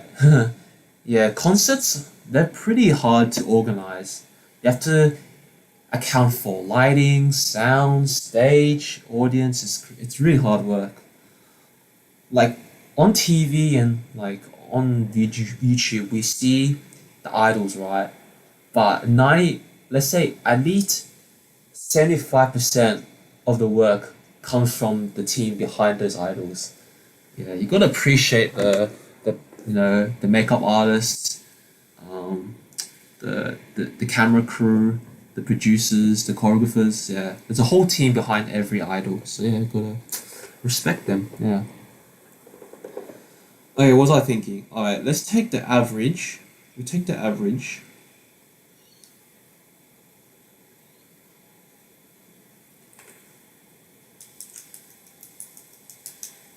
We take the average. Get an average MIDI. So 42, 40, 47. That's around like 40 something. And then that's our note. We times it by the number of notes it has times by duration. Okay, and same thing for here. Okay, so I'm gonna color these in. So these are our healthy notes. So I'm gonna call these healthy, healthy, healthy, healthy, and these are our not healthy ones. Okay, so that's how it works. So that's a nice one, that's a nice one, that's a nice one, that's a nice one. Non-healthy notes, get the average, and then the number of surrounding notes between the healthy notes is the duration that we need. And that should hopefully solve the problem. Okay, how are we going to do this? So throughout our thing, we need to count. How do we find consecutive values though? Is there an efficient way to find consecutive values in a list?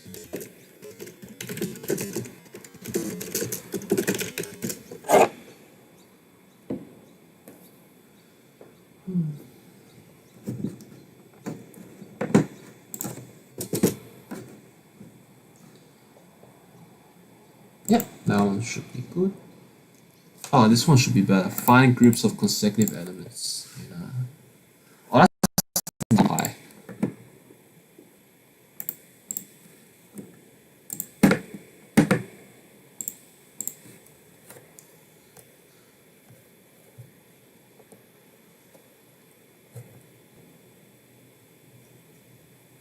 Well, I've been streaming for nearly 2.5 hours now. Wow, okay. I really want to finish this. I think once we solve this issue, it should be okay. Yeah. So let's split. Okay, guys, you don't have to stay on forever. You can leave whenever you want to. Yeah. I'm just gonna code until I get tired. Yeah. So don't feel pressured that you have to stay on for the whole time.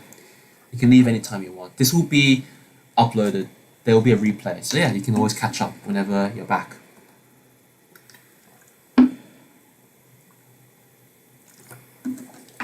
There doesn't seem to be a simple way to find consecutive values. Okay. So we're going to have to do this with the brute force method. Okay. Let's create a function for that.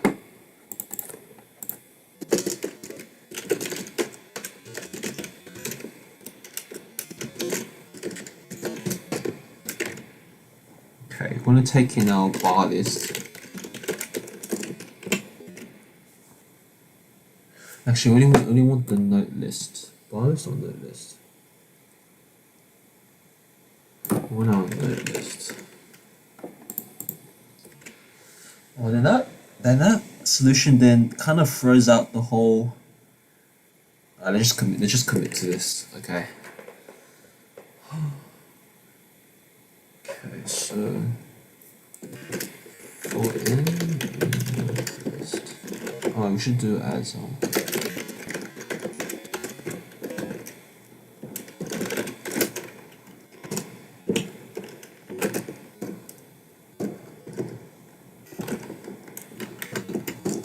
if note list. Let's start from 1. If note list is equal to the preceding note list, if that's the case, then do we append it? Yeah, we do. We append it. So we're going to call this let's call this a clean group. Clean group. Clean group. Append list and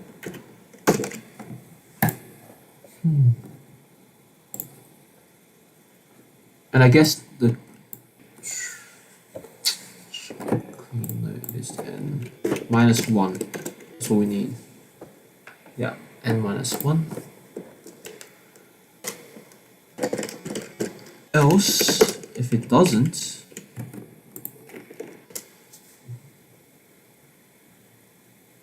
Else, if it doesn't equal that, then we're going to create a new group. Oh, I have a better way. We can just, instead of calling this find consecutive numbers, we should call this divide note list. We should call this divide note list, where we're clean groups and we have our bad groups, or yeah, the bad groups. I'll just call them bad groups. Clean groups and bad groups. Yeah, okay. We loop through every value of the list, and if we find a consecutive value, then we add it to a clean group.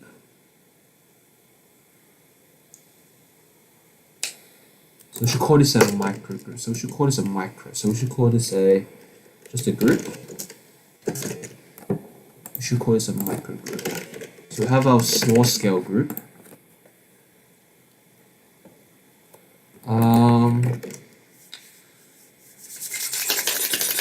What's next? Okay, so we append this to a micro group.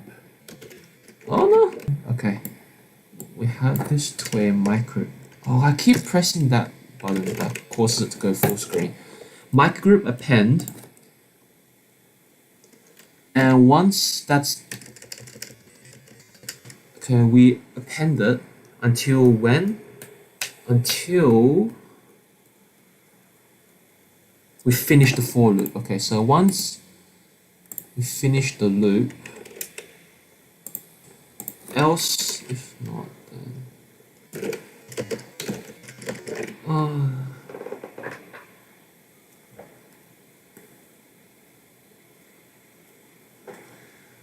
I think microgroup. So n equals 1. We start from here. It satisfies that condition. Yeah.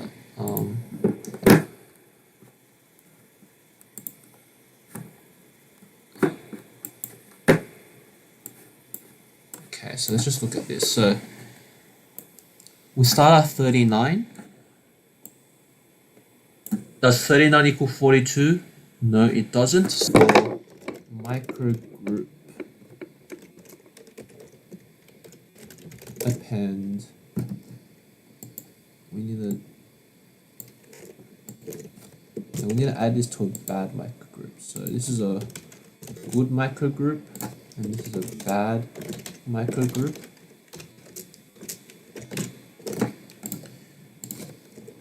Good microgroup appends that.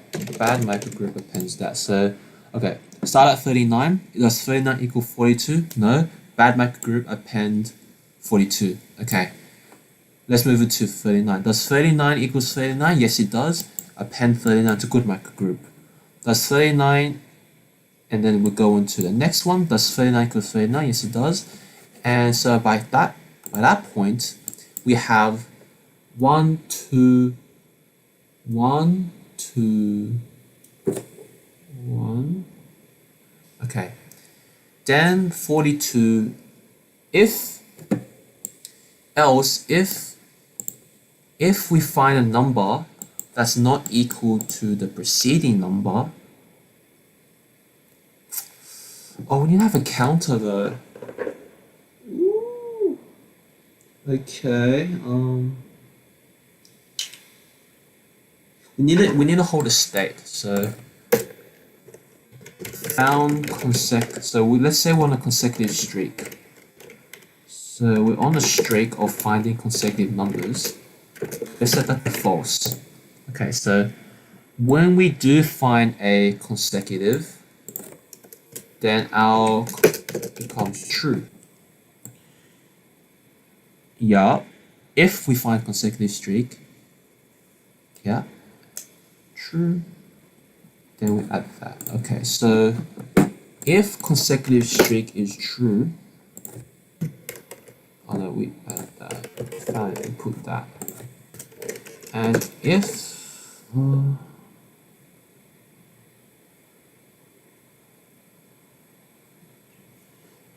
consecutive streak is true, then we do that. Else,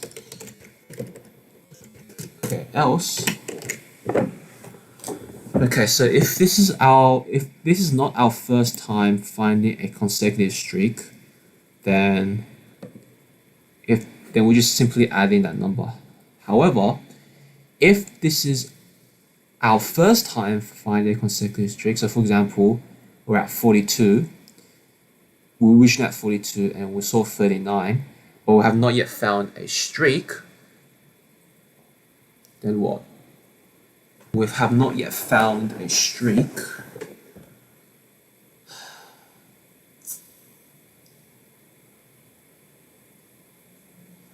No, I don't think that's working. There should be an easier solution to this.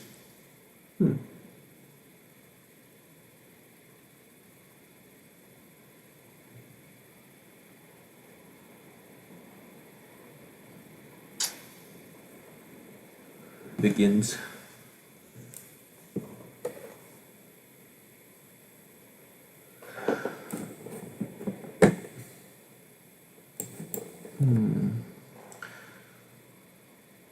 But does everyone here understand what I'm trying to solve? I'm trying to find a way to group these clean consecutive values together. Yeah. Consecutive string equals true. It says false. If you find that, consecutive string equals true. Consecutive string.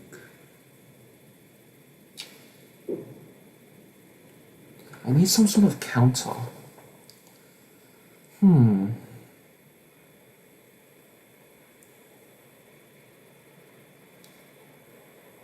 Oh, actually,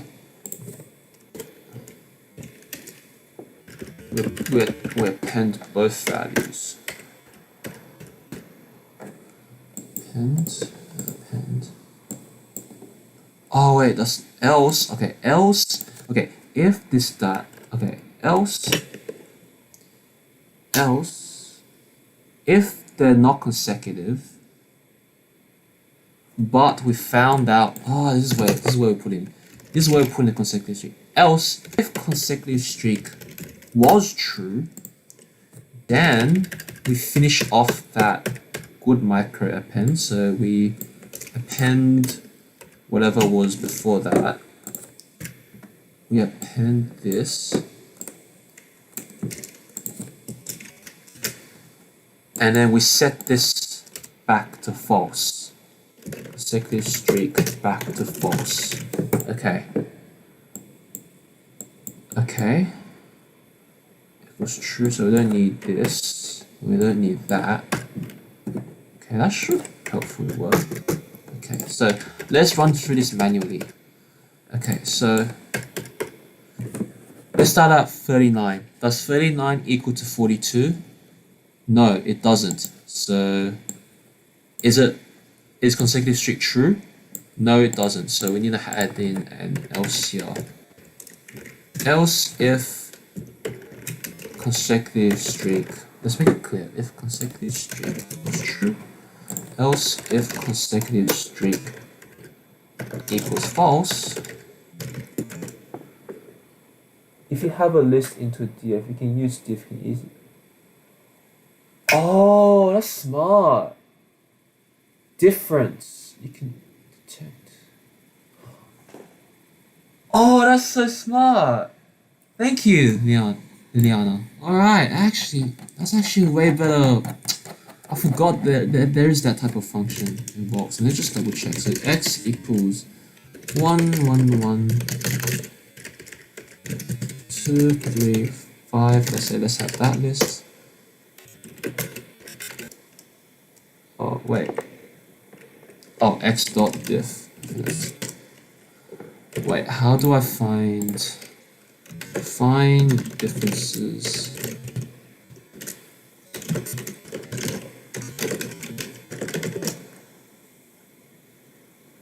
What?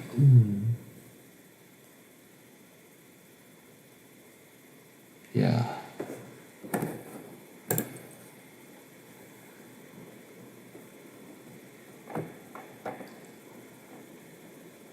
Oh, you have to convert to a numpy. That's simple enough. We can just convert to numpy. So, but then we still have the same problem. How do we find out? How do I identify the groups then? The values are there. Oh no, zeros. We find a number of zeros. Ooh.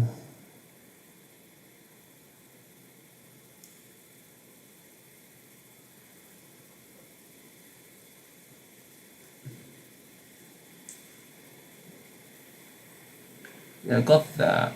I got the numpy difference. So we have 1, 2, 3, 4, 5, 5, 5, and that's the difference.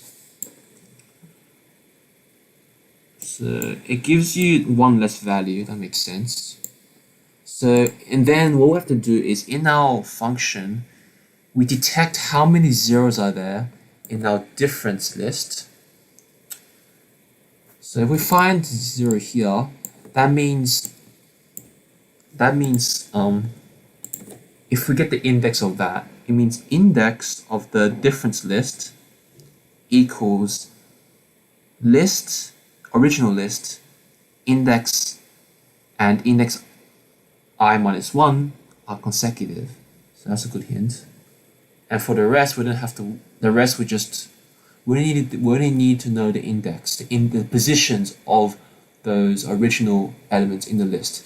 And for those which don't have the difference of 0, that's our different list, and already have our indexes saved. Okay, let's try that. Yeah. Okay.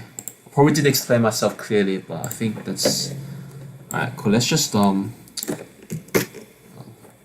comment out this bit.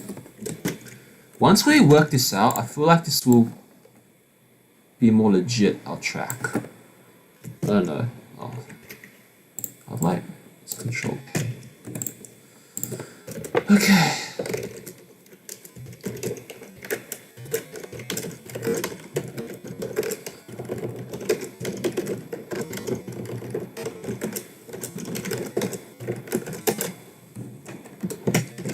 I should import. Input numpy is np. Okay, so we have numpy note list. Numpy note list equals np array note list. And once we have a numpy, we have our diff list equals np.diff numpy note list. Okay, that's our differences. Okay, and in our diff list,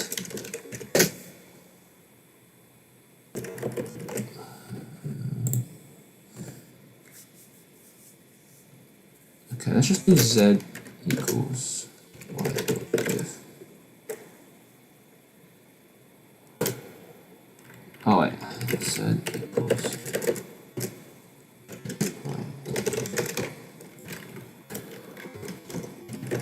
is it to array? Is that how we convert it back to a list? Or is it to list? That's to list. Okay, so we're going to convert this back to a list. So we can easily navigate its... Okay, so we can easily navigate its indexes. And for index in range of length of diff list.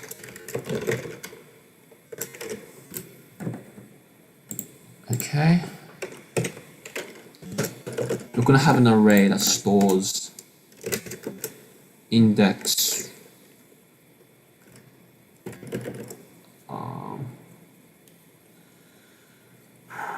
consecutive index.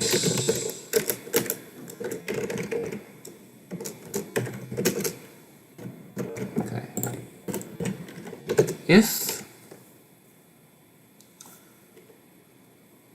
If diff list I is equal to 0,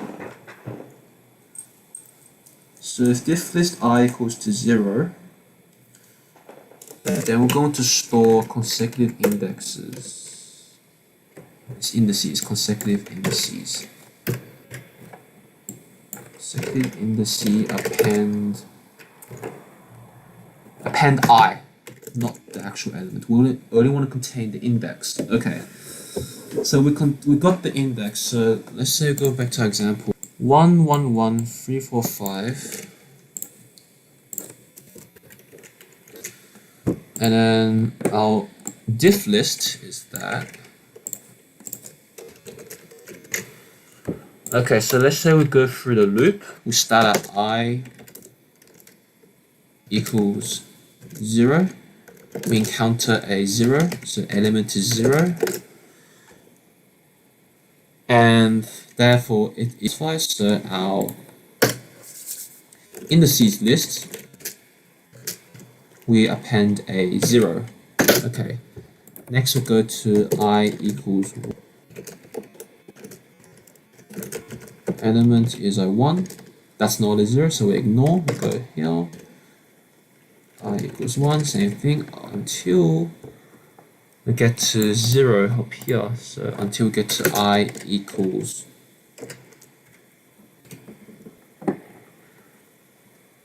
actually we do I 0 and then we also add in, we append I and also append I plus 1 because differences is the difference between two numbers, so we should store the indices of those two numbers, so it'll be 0 and 1. So I should do a sample here. Indices equals and I plus 1. And once we get to 0, 1, 2, 3, 4, 5, that's element 0. That's the indices. We append. Oh, it's I minus 1 because we're going to get to the end of the index. 0, 1, 2, 3, 4, 5. Or should we start from I? Should we start from I and then move backwards? That way we don't run into... Yeah, we should do it backwards. So we do I minus 1. It'll be I minus 1. I. That's better. Then that doesn't run into list index errors. So append I and then append. So you append I minus 1 first. then you append I. Okay, that makes sense. Yep. Append I. Yep. And that once we get to the last bit, well, that's the end of the list. We're running into index errors. Okay, that's cool. So we're gonna save those indices, and once we save them, then what?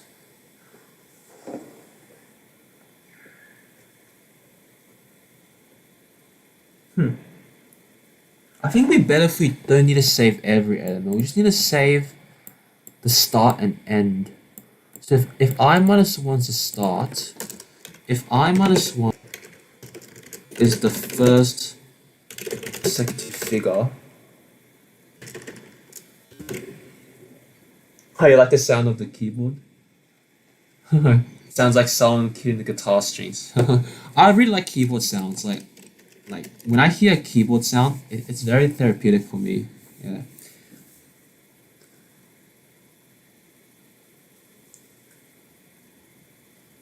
Oh, is that Twice's new song? Yeah, maybe I should analyze Twice next. Yeah, Twice is not a big group. Yeah, they have enough dance practices. Yeah, I should do Twice next. Yeah, sure. And so it's the first consecutive figure, and then once we get to a value that doesn't equal 1, so here, let's say we get to a value that's not equal 0, then what we do here is we append I minus 1. We append I minus, no, actually I minus 1. And that's our last consecutive figure.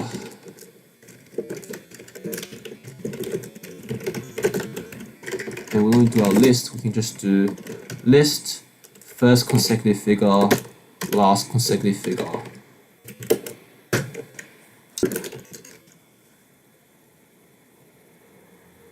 Yeah, okay. Alright, let's code it. Alright, so for I in starting from 1, if I equals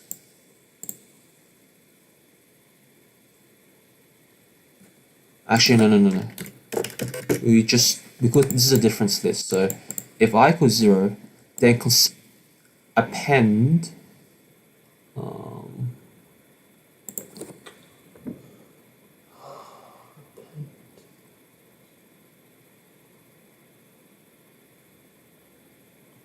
it takes 2 values though.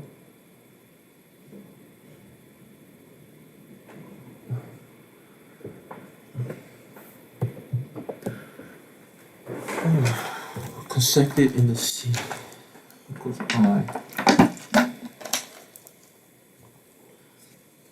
Okay, we find a 0. That means the first 2 figures are consecutive, so only append the first one. Okay, that's right. Else,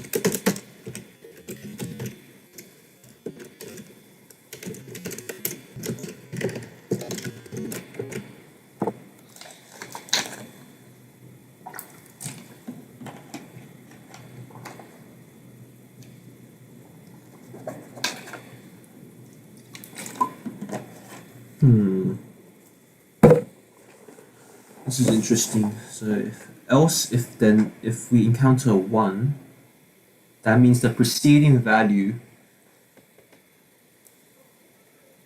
Oh, let me keep it straight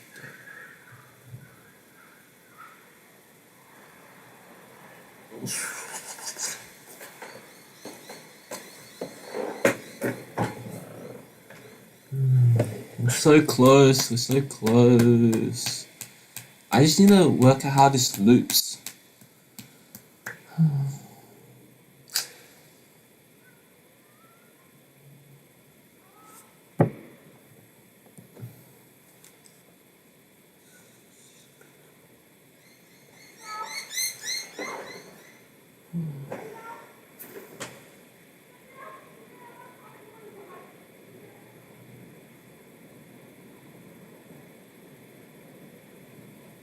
Actually, just forget about it. We just don't need to work with the other case. We'll just append I.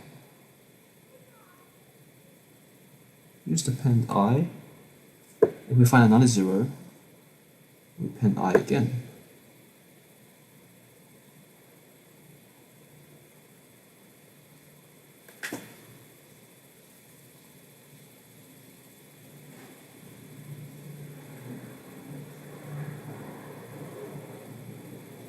Okay, let's just append I and then I plus 1. Let's try that. Okay, let's try that. Okay, let's just go into Python interactive mode and UI.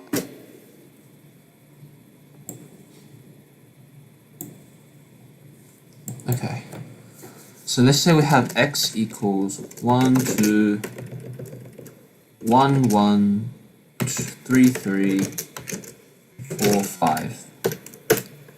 And we're going to run divide node list x. Oh, I forgot to return the value. Oh my gosh.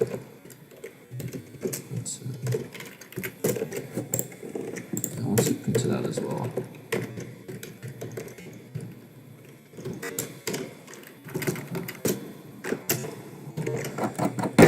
Let's just comment this up.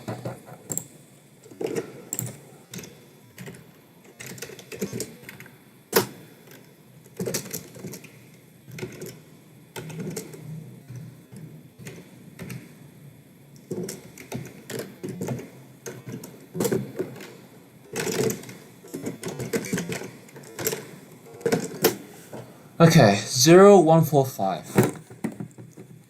So these are the indices values. So we got the index of 1, we got the index of 2, we got the index of 4. 0, 1, 2, 3. Yes, alright, it does work. So we got the values of the index. Yeah, okay, nice. Okay, so that works. So we got the values of our indices. Oh yeah, okay. Alright, okay. What do we do next? What do we do next? Why did we do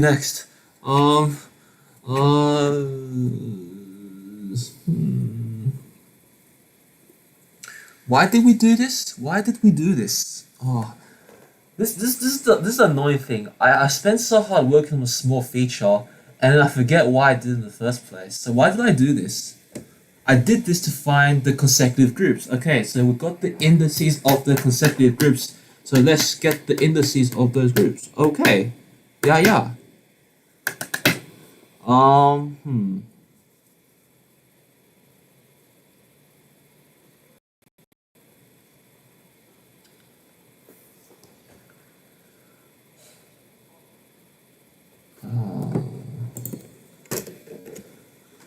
Okay, we have that now. Okay, let's just set up now our clean groups and our bad groups. So I'm gonna write a note to myself. A note list is made up of X clean groups and Y bad groups. And that means the length of clean group plus the length of bad groups should equal the length of note list. That's our check. That's how we can make sure we're doing things properly. Okay.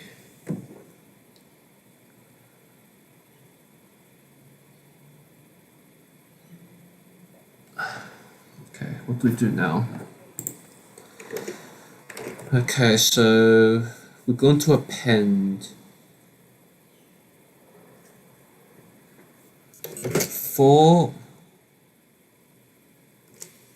4j in range len note list if j is equivalent, or if j is in our consecutive indices, then I'm going to clean group add the note list J.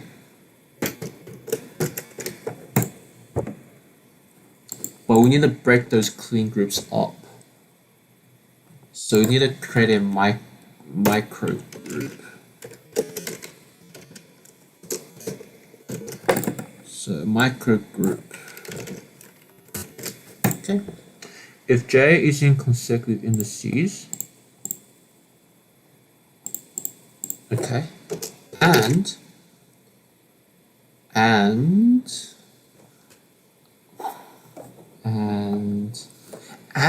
J plus 1 is also in consecutive indices, because we need to find out when we stop creating that micro group.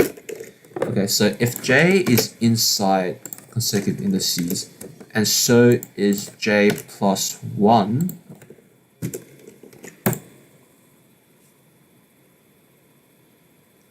then microgroup add note list. So we start at 0. Is 0 inside indices? Yep. we add. Is 0 inside? Yep, we add it. And then is 1 also in the list? Yes, we do. So we add 0 and we add 1. We add these two. And then we go to the next I. I equals 1. Is 1 in here? Yes, it is. But is 2 in there? No, it isn't. So we don't add, or we should add that one. So actually we should do micro group add note list J plus 1. Yeah. So we're adding its consecutive pair. And let's say we go now, so let's say we did that, we added in 1. We're now at index 1. Is index 2 in the indices list? No, it isn't. So therefore we don't add that number, which is good because we already added that number. And we will then move on to index 2. Is index 2 and 3 in indices list? No, it isn't. So we ignore it. So if else, so that's where we have an else case. Else, we have our bad group append note list J.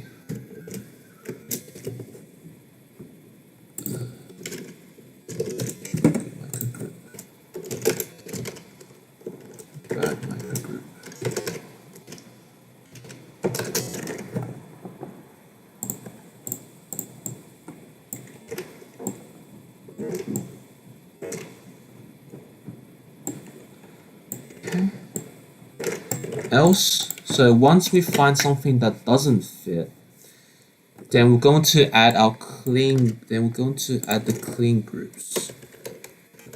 Append the good micro group, because that's when we finished our consecutive group. And then bad groups, we append that.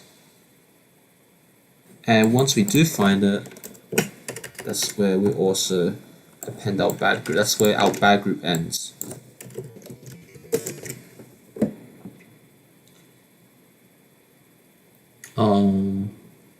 Yeah, bad micro group. I think that's couldn't count as scoping errors, so I'm gonna fix that up. Oh no, that should be bad groups. Okay, so these should be up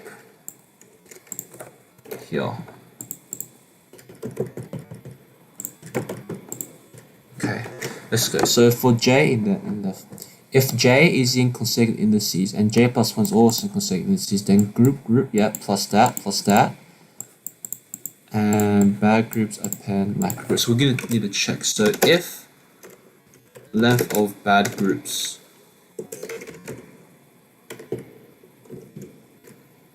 is greater than 0, then we do that. Likewise, else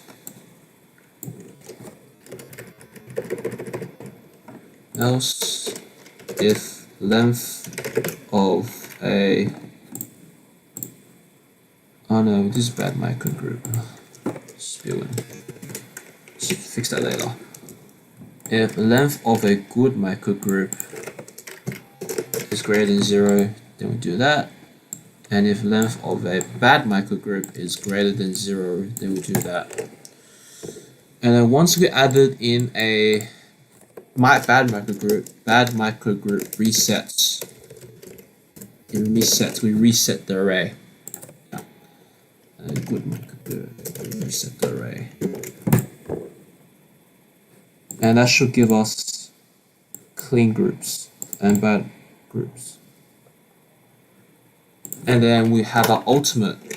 We then have our ultimate bit, which is divided note list, which is our ultimate bit. Divided note list.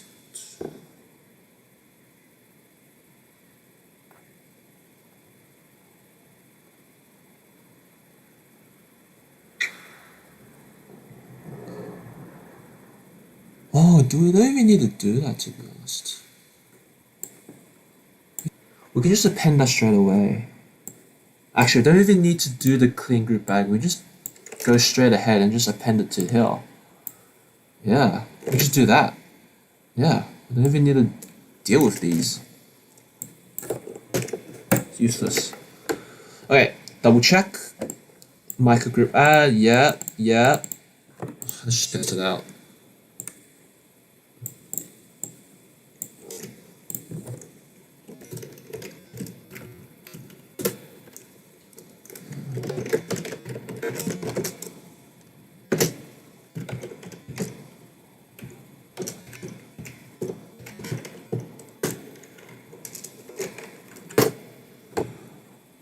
Oh, I forgot. Append. Oh.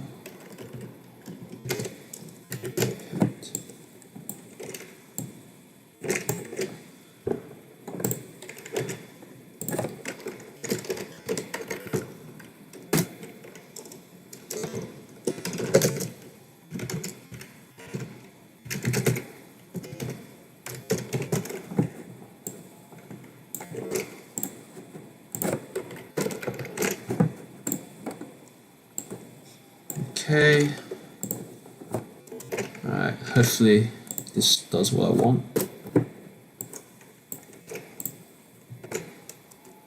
Oh, did I return the... Oh my god, I forgot to return the actual thing. Oh!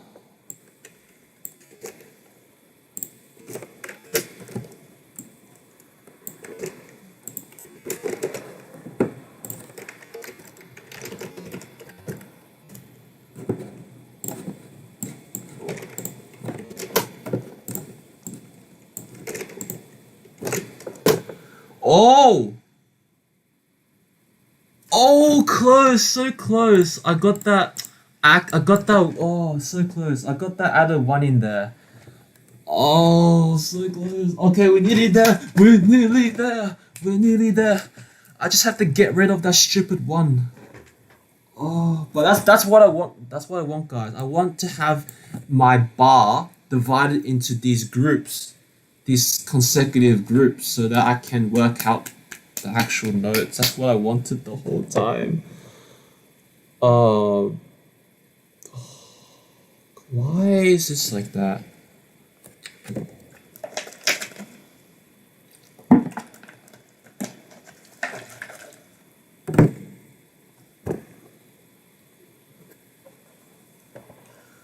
Okay. Why is there a one in there?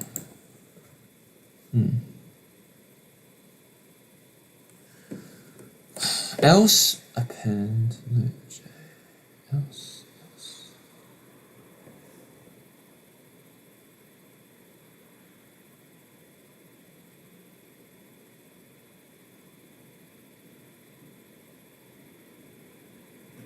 Let's try another one. Let's see if this is close to all type of lists.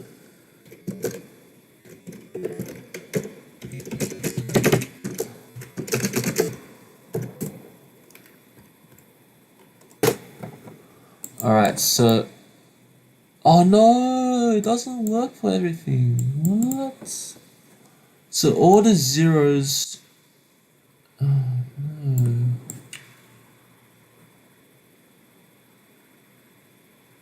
What? Are you for real? Come on. Right, let's change the numbers.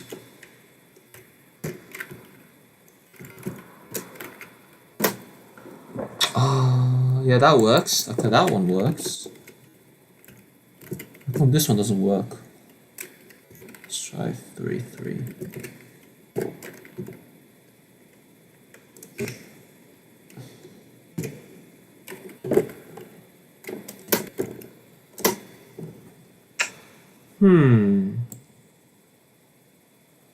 So it doesn't work when we have a 0 in front. Is that the case? Let's say we have a 1 in front.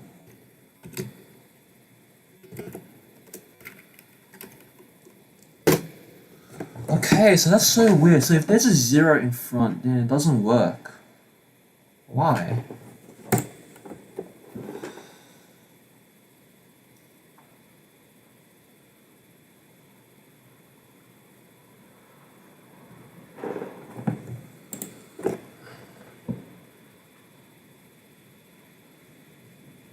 You know what?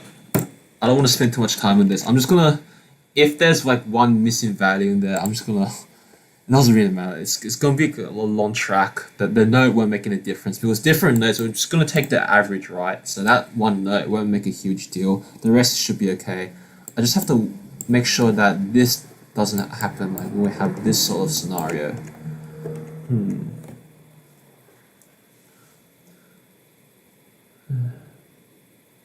0, 0, 0, 0, 0, 0, 1, 3, 3.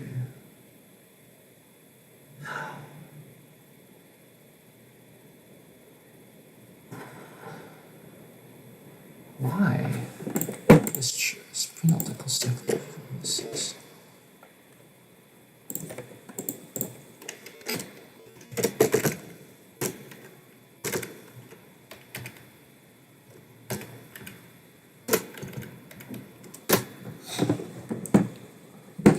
So 0, 1, 1, 0.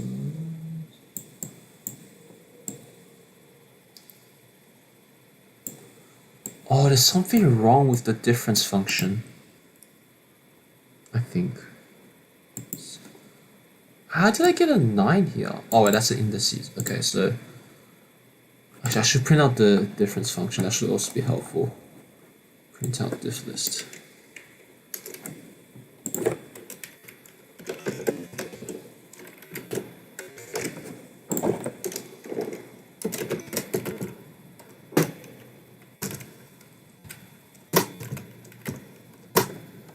Okay, diff list 0, 0, yeah, 0, 0, 1, that's correct. I get a 0 index, I get a 1 index. Why do I get another 1 though? Why is it?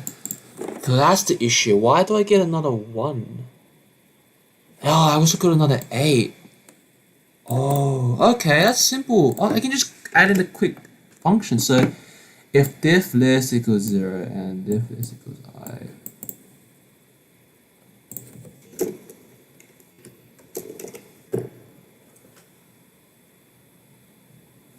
and I is not in diff list, easy. I just do that. Does that work? I just add in this function. Sorry, I just add in this condition. That should work, right? Because we're accidentally duplicating some of the indices.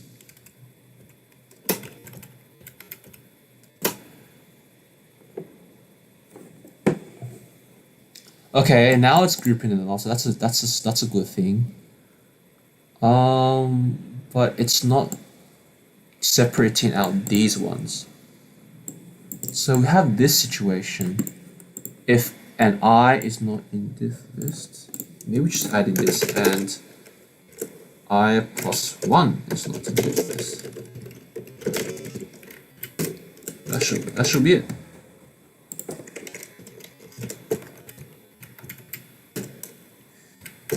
Just working with duplicate values.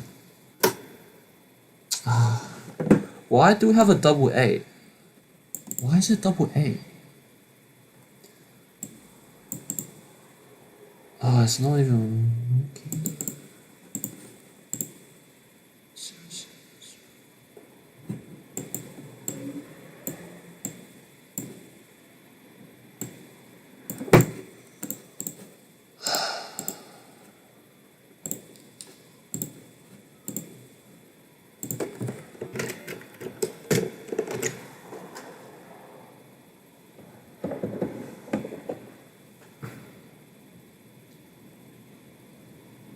Yeah, the MIDI does have some zeros. Yeah. So, okay. We need it there. We need it there. So if diff list equals 0, we're going to append 0.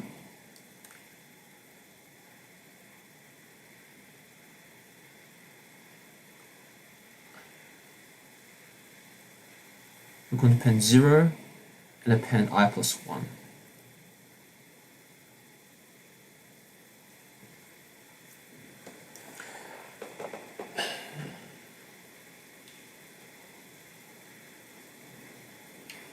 Oh, wait. If diff list equals 0 and diff list I plus 1 does not equal 0, then we do that. I think that. And diff list plus I does not equal 0. Oh no, does equal 0. Oh no, wait. And diff list plus I. You have to have two, you have to have both consecutive values in there. Difference.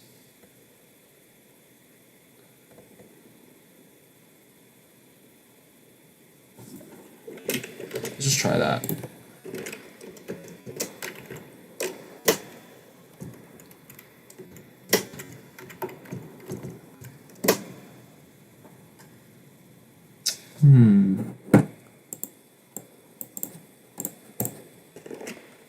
So that doesn't work.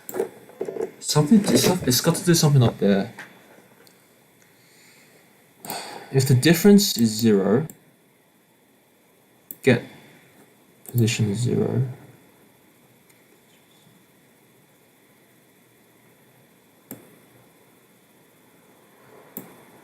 Get position 0.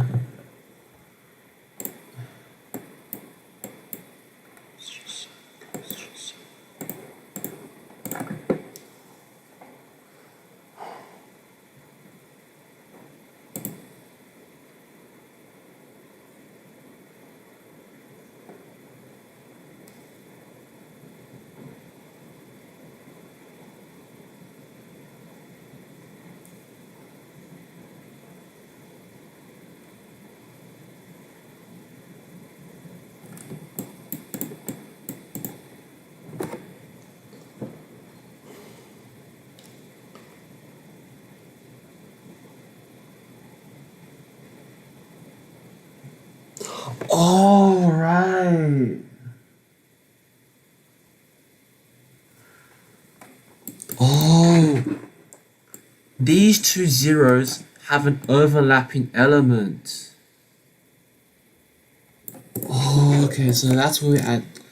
Okay, and if diff list I plus 1 does not equal 0, then we append this. Okay. But that looks so ugly. It's a nested if statement, but doesn't matter. That should solve it. Because we're using the overlapping base figure.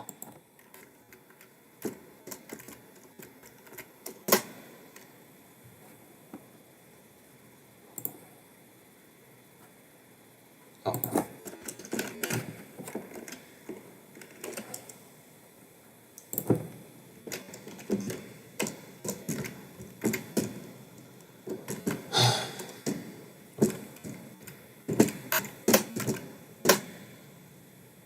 Oh no, it doesn't work.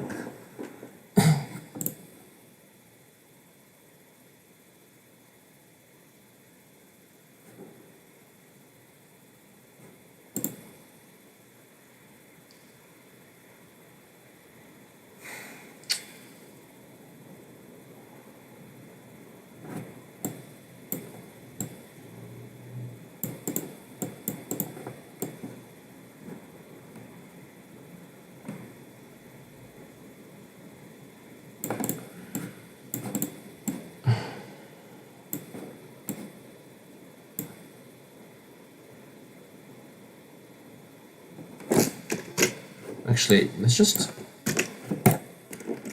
do that then.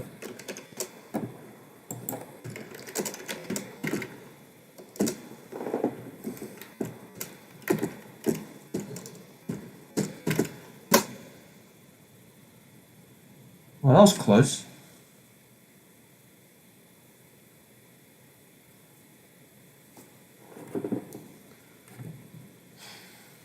Zero, zero, zero, zero, zero, 1. I need the 2. Doesn't have the 2.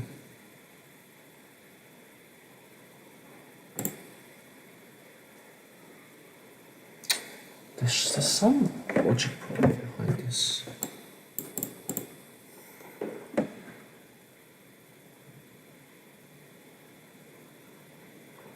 Oh, wait.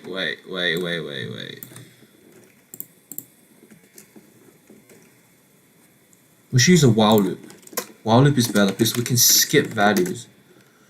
Okay, so I equals 0 while I is less than. We should use a while loop because for loop is just increment. So it does that, and if we do find a 0, 2, we go up by 2.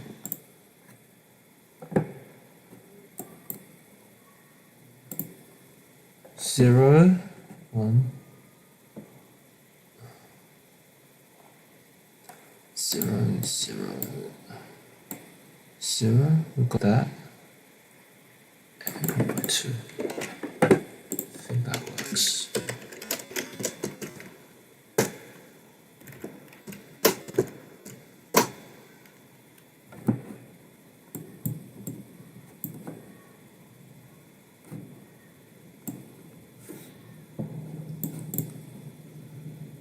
Oh, right.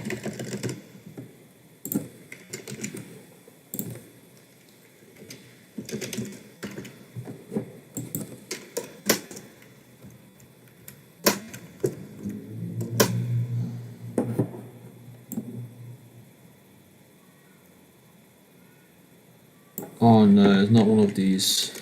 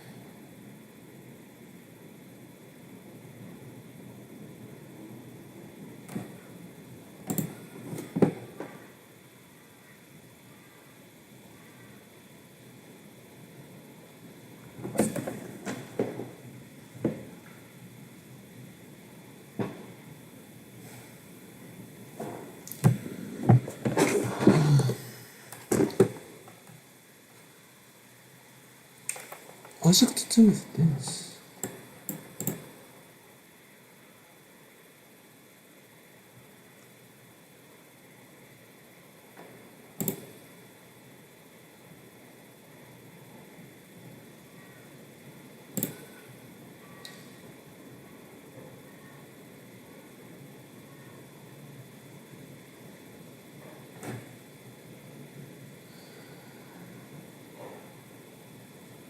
Oh, wait.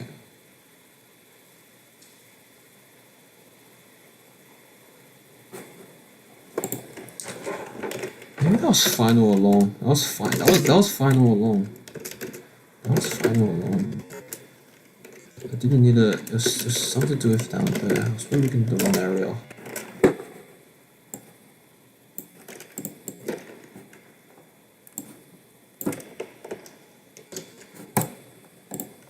That was good.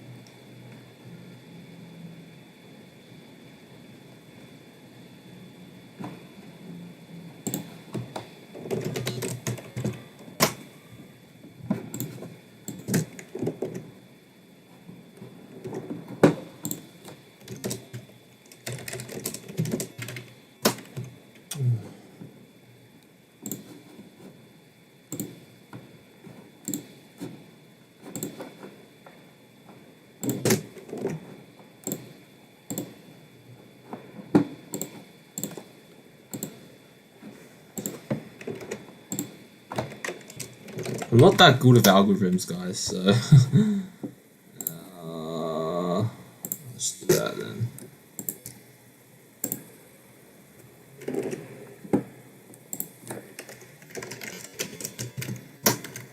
What if I forgot to use the colon, right?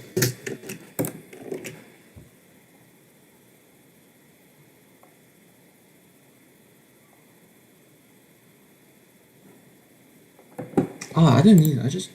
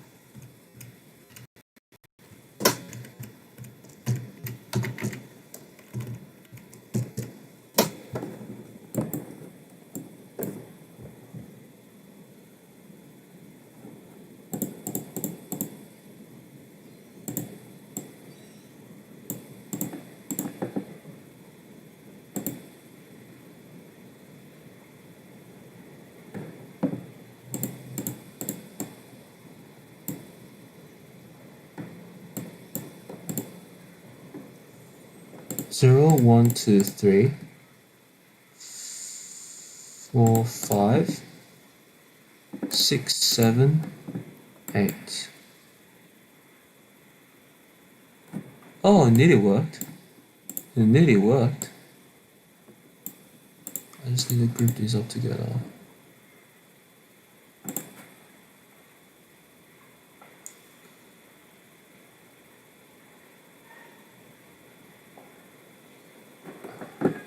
Maybe I should just use splicing instead of. Maybe I should use splicing instead of. That's why this is supposed to be the simplest bit. I don't know why I'm taking so long on this. This is supposed to be simple.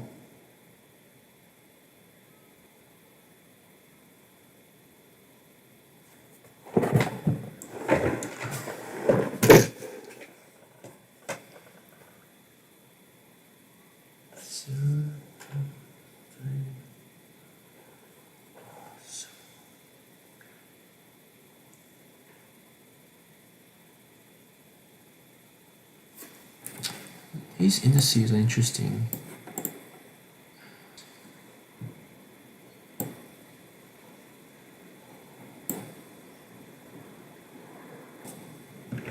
No, this.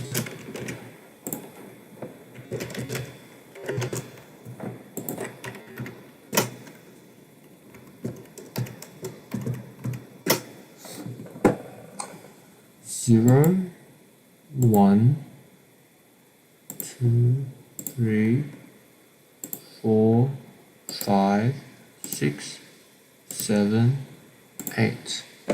Why is there one less?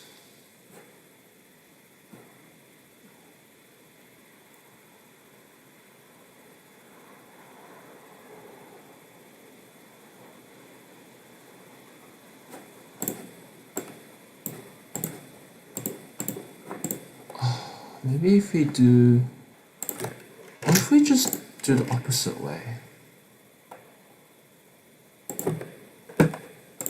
Does that work? If we just do it the opposite way. 5 plus minus 1.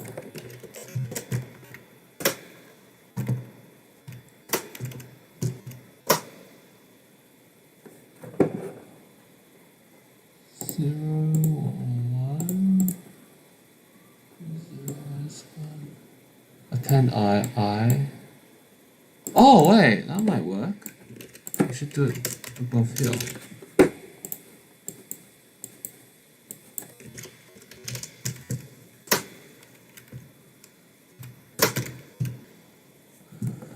Zero, 1, 2, 0, 0, 0, 1, 2, 3, 4, 5, 6, 7, Why do I have another 7? 7, 7, 8.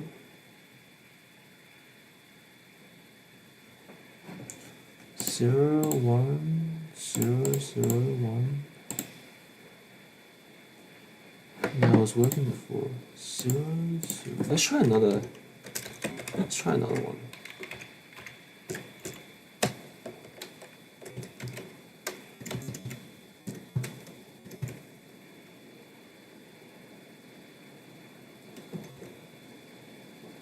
Thank you, JSTNF. Thank you for watching my dance videos. And cool, yeah, thank you for your support.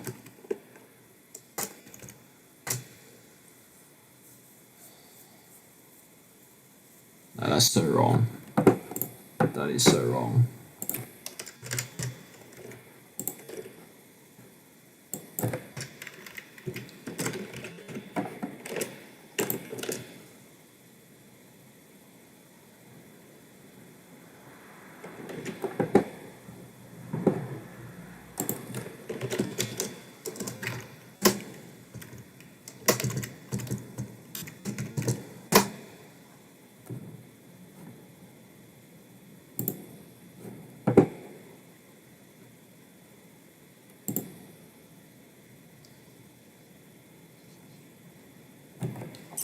Yeah, I got some water, thank you. Oh my god, am I stupid, everyone? Like, is there something simple that I'm missing? I swear, like, there's gotta be something simple that I'm missing. This can't be that hard. This can't be that hard. Oh my gosh. I don't know why is it doing this to me.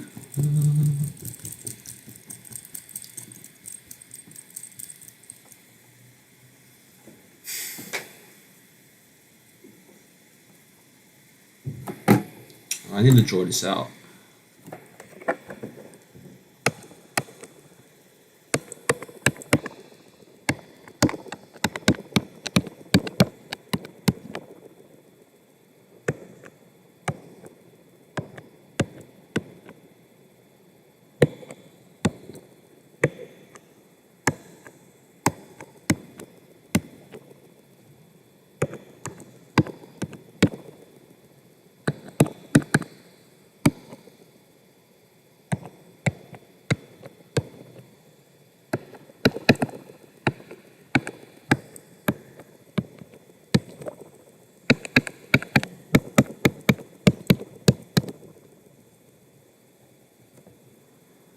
Index equals 0. J relevant values would be 0 and 1. Then we'll get to I equals 1. That's not equal 0, so we skip. I equals 2. I equals 3. I equals 4. Then we just do. So that works by that case. Okay, that's okay. Then what happens when we do 0, 0, 0, 0? Why is that not?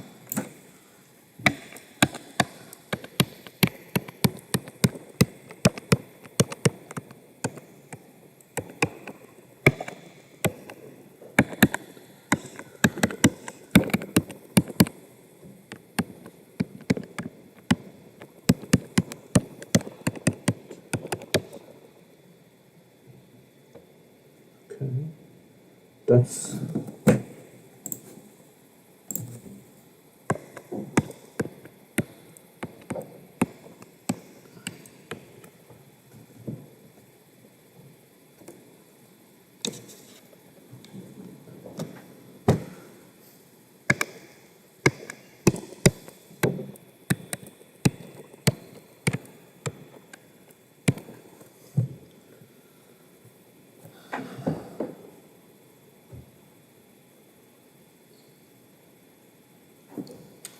I equals 0, we get 0 and 1. That's collected. Then we go into 1. Oh wait, we don't add up the. Oh, I was looking at the wrong number. we skip the 1, we only add the 2, so you just do I plus 1 from there on. And we'll get to 2, that's 1, so with that happens until we get to 3, we add in a 3, and we get to 4,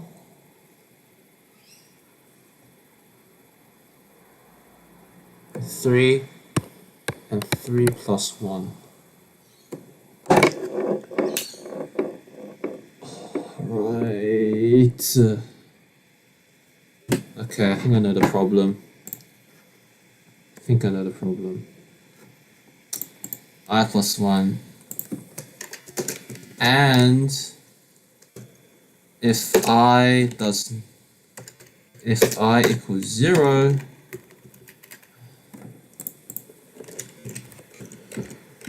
if I does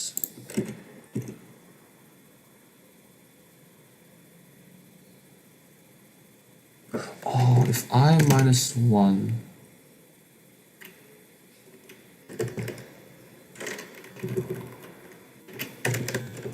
no, it's because when we look at the first bit, we add in both this number and that number, so these are all added. Then when we go to the next index, this number's already been added, so only need to add I plus 1.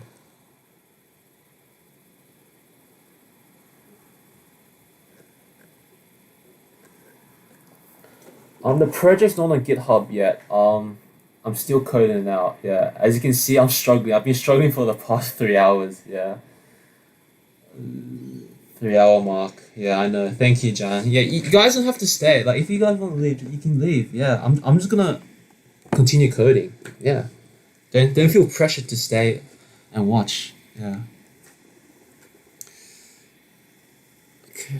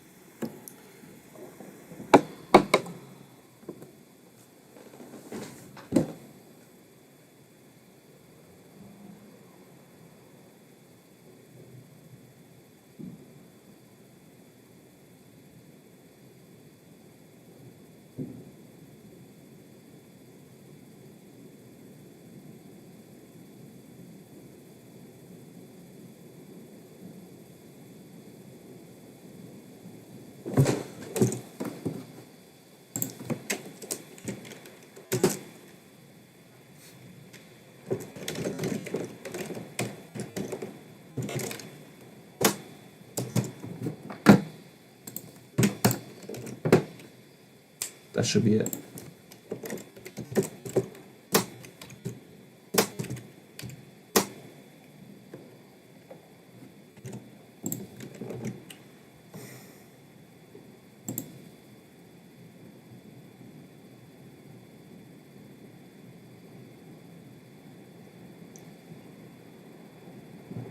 Let's just minus 1 then. So I'll get.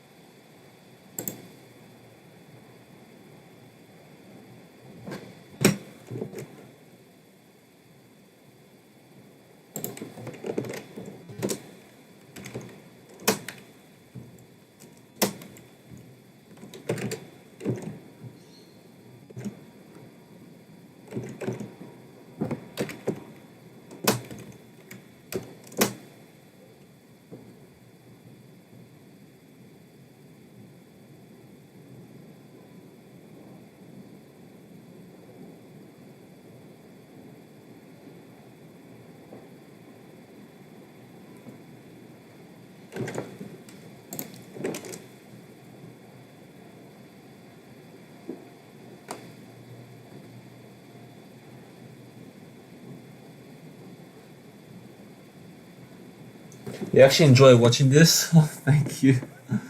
Oh, alright. Let me just grab a water. I'll play with built so far the output. So I'm just gonna place it down here.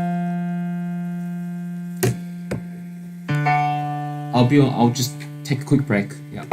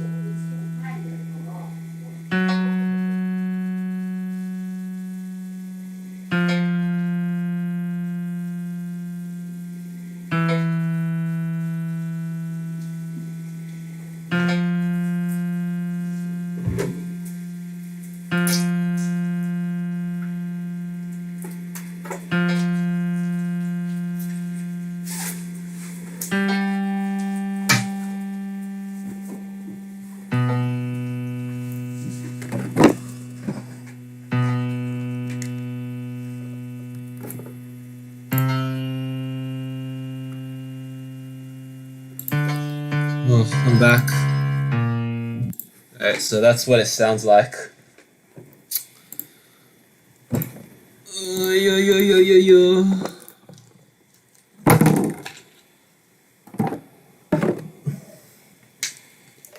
Alright, can someone tell me a joke? I wanna laugh. I wanna laugh out of this misery. Please, this is so miserable. I don't know why what's happening.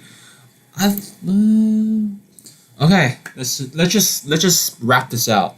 We start at 0, we get a 0, therefore we get these 2. Okay, we go to 1. We already got this value, but add that. So if I is not inconsecutive, we just do append I plus 1. That makes sense, right?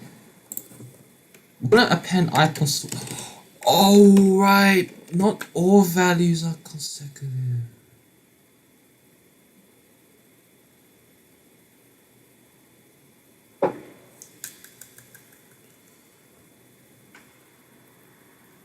This is for a project.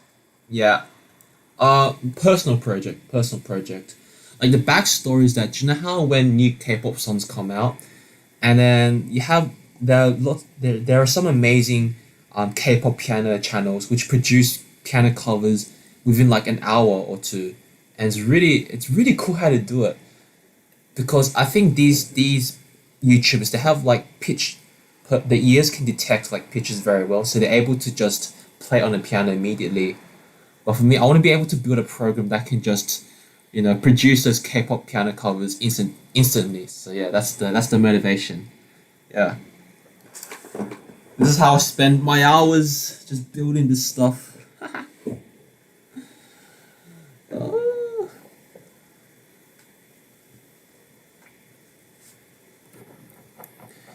You know what? We don't have to deal with this. We can just go. We can just work with this. I'll think about this a bit later. I think we can directly manipulate this sort of stuff. Yeah, this bit. No list equals bar values. Blah blah blah. Okay.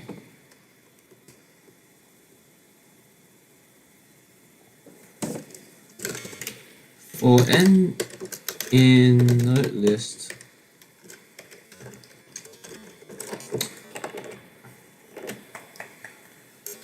if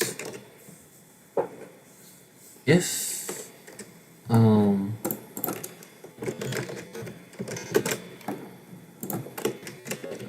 if node list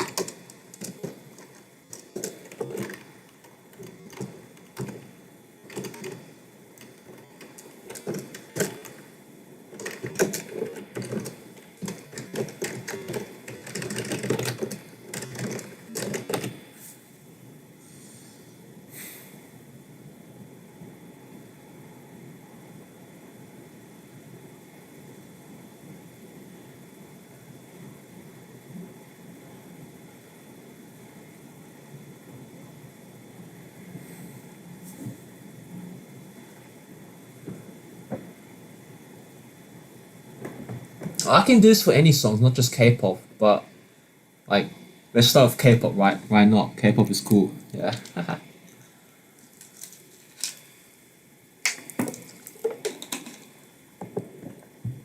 Wow, it's been 3 hours. Feels like 20 minutes for me. Who's actually watching this for the full 3 hours? It's actually it's crazy. Wow.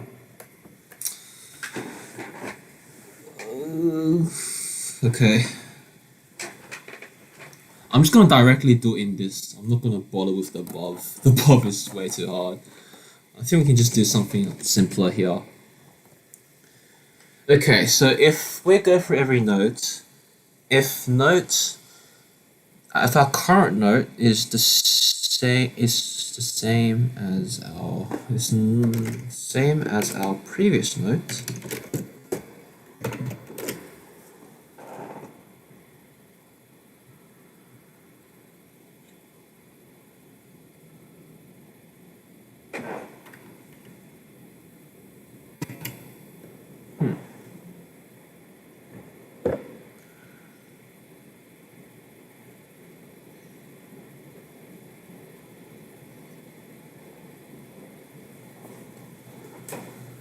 Same problem.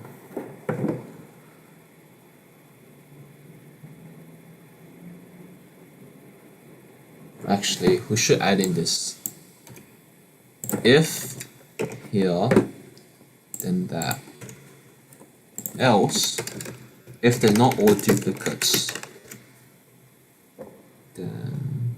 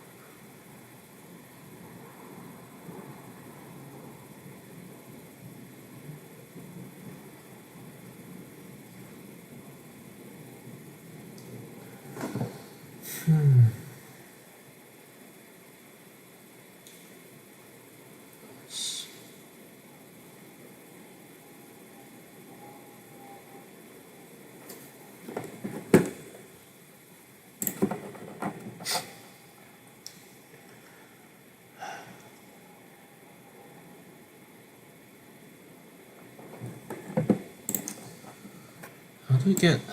Okay, let's try this out again. So 14653 divided by 234.5.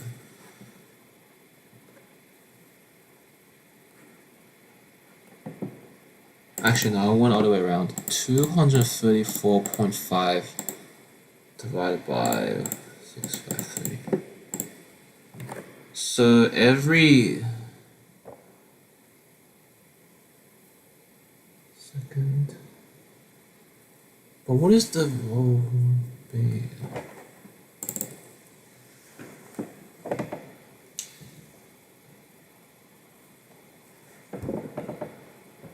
100 beats per second. 100 beats per second. So every. I need to do this on paper.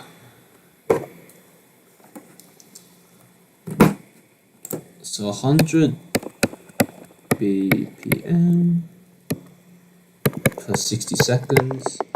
100 over 60 per second.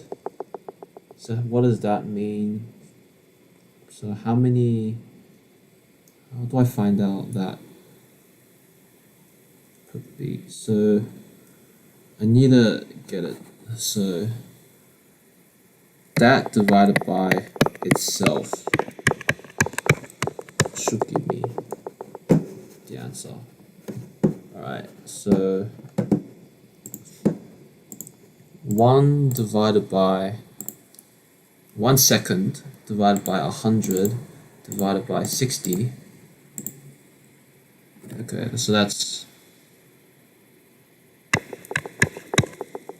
1.67.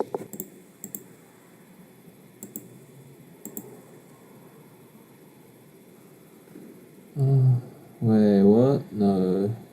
Well, what am I calculating? Oh, my brain's getting fried.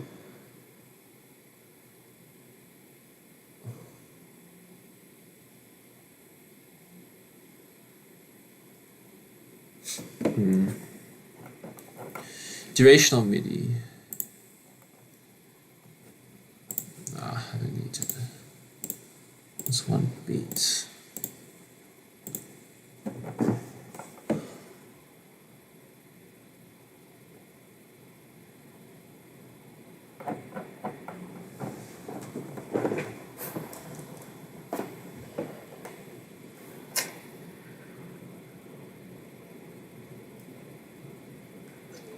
Thank you, Jay. If it looks cool. If you didn't know, I've been struggling for the past 3 hours trying to like organize particular notes into groups, and we were so close. We were so close, but it's just those edge cases just kept bothering me.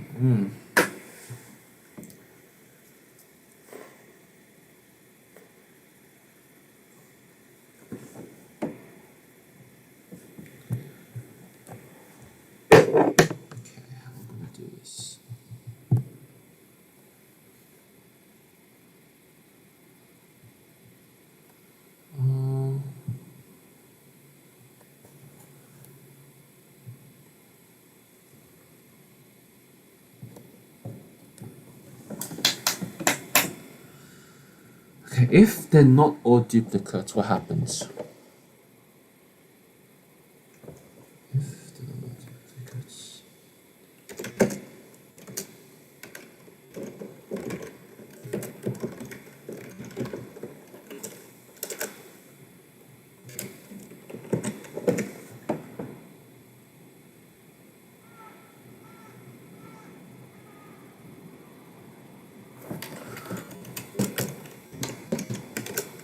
Alright, I'm gonna get a temp sum and temp. Okay. If n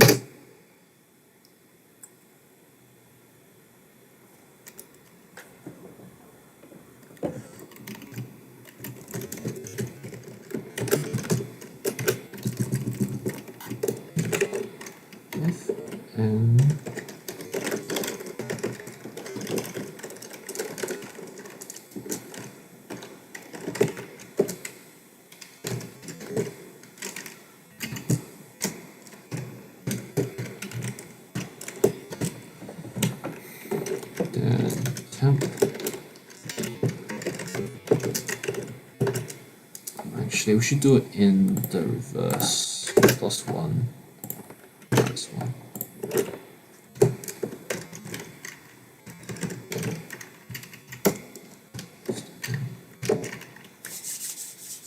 Okay.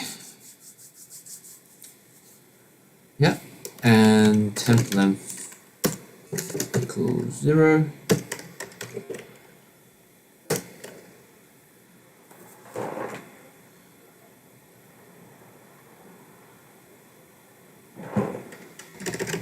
And once we encounter else, if they're equal, then we're going to get average note,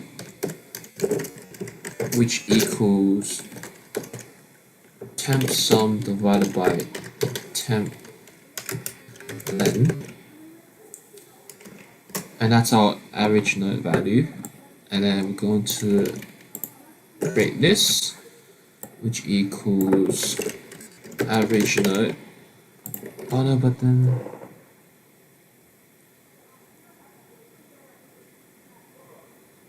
I have to round it though.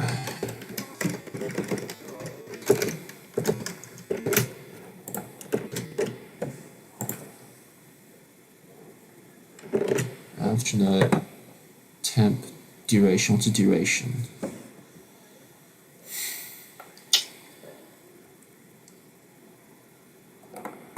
Duration equals duration of beats per second. I need to find out how many MIDI values are there, the length of each MIDI value, duration of each MIDI value.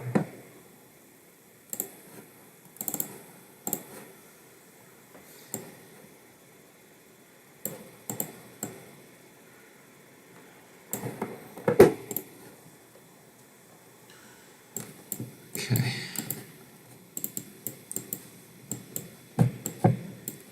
Okay, let's do this. So 234 seconds.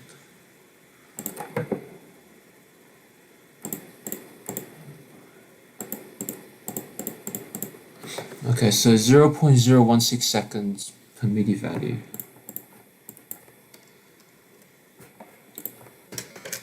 Each MIDI value lasts for 0.016 seconds. Okay.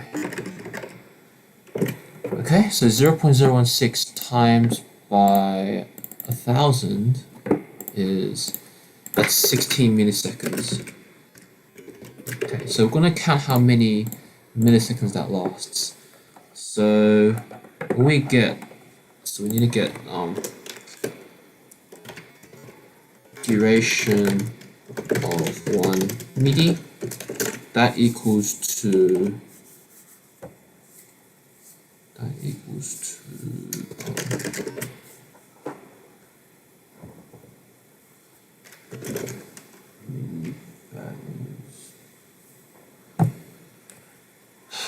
MIDI values.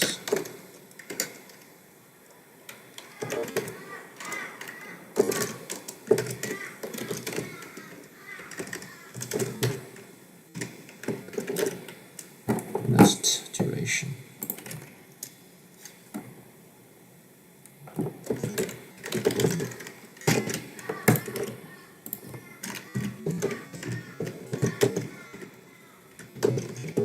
Actually, no. We'll keep it like that. I'm gonna round it though. Round it to 2 decimal places. So that's in seconds. So one MIDI value lasts for that long. And this is going to be our default case. So then duration here,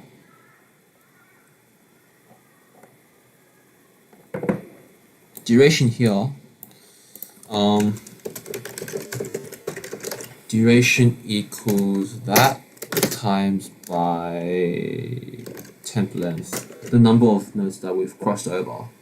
And that should be it. So, yeah, that should overwrite that value. So that should be good. Okay. And what happens if we do find consecutive values? Okay, so that's when we stop.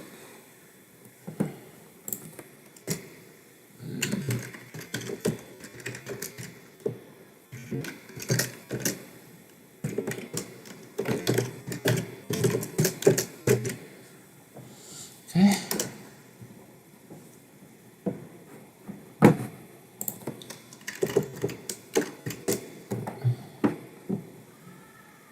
Okay, so once we do that, then what? Oh, that works because the average of the same values is just that value, and so that works. That should work. Hopefully, I don't know. Am I getting more crazy as the hours go by? I don't know. Ah. Oh, let's just try this. I don't know.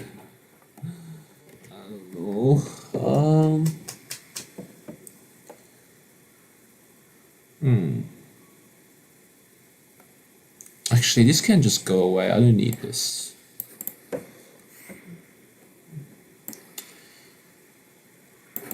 should make this more clean. So, if that's the case, then duration equals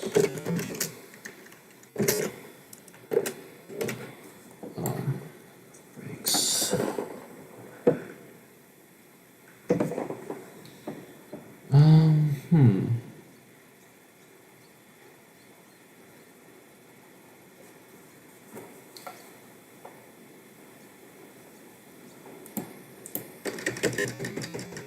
Oh, I feel like this is getting close. I feel like we're getting close. Just have to work out where this duration bit comes in. Time duration.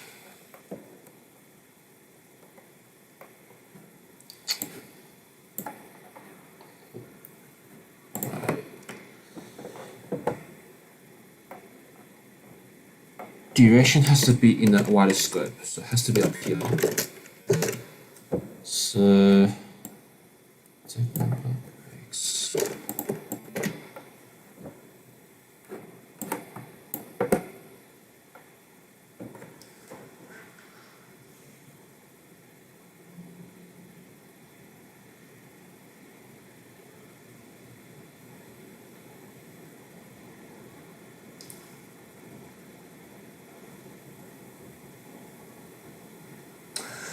Wow, thank you for the encouragement, everyone. I really appreciate it. Like, yeah, like this is how coding works. So normally watch on movies and TV, just people just typing out everything, just running stuff immediately. But in real life, it's just a struggle. It's just a big struggle. Just trying to work out if you're doing things correctly. And you have to think how data is being processed and organized, behind the scenes. You have to write code with all that stuff in mind. It's really difficult, especially when it gets a bit crazy. Yeah.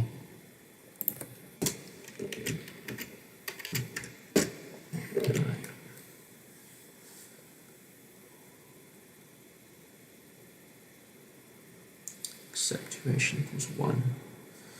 Okay, that makes sense. If duration equals 1, then we'll just do that. So I think duration should just be duration predict 0 then. So default case.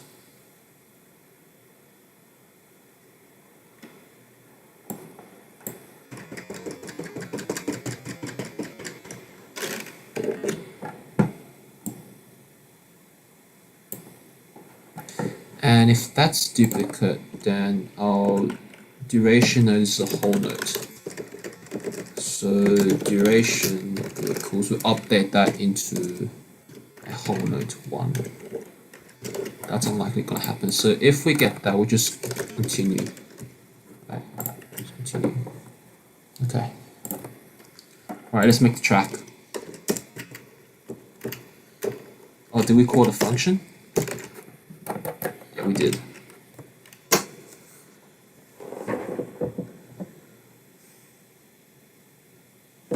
Alright. Division by 0.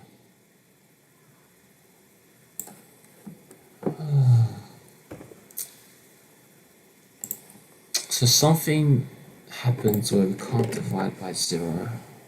Okay. Oh, we never incremented it. That's why we never incremented it. So yeah, that makes sense.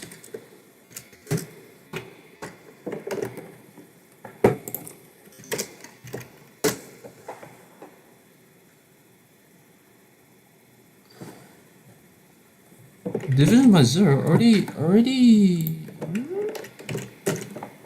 Oh, this is where that division error comes in. Okay, that makes sense.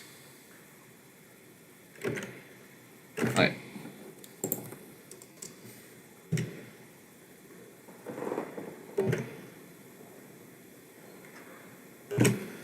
So what happens if we encounter a duplicate consecutive at the very beginning?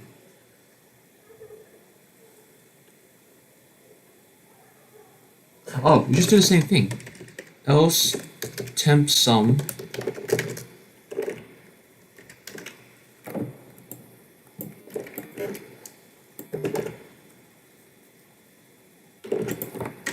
actually we just do what this is doing. Temp sum. I don't even need to check conditions because average of the same number is just that number. So we don't need to do that. We just do that. Temp len plus equals 1. Okay. Then we have to know when to stop and when to actually start implementing. So that's where we add in those conditions. So if that, let me just so if that happens, so when we see a note, so if n does not equal n plus 1,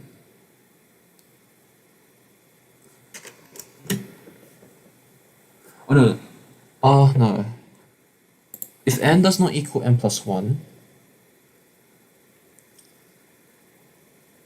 oh no, we continue only if we do see consecutives, right? So when do we stop doing that then?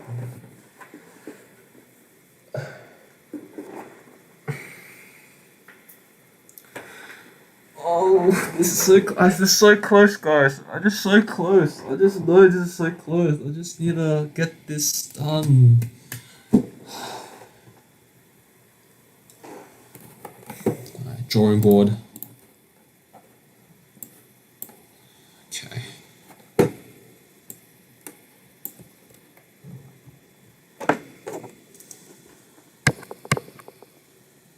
Two, 3, 4, 5. Sum. Start at 2.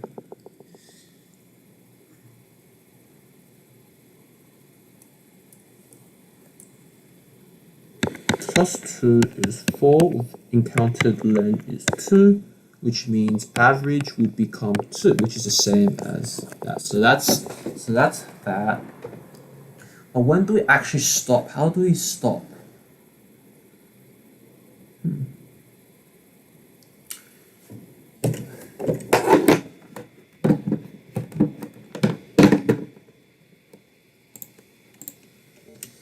Okay, so if current note is the same as the next note, if current note is the same as the next note,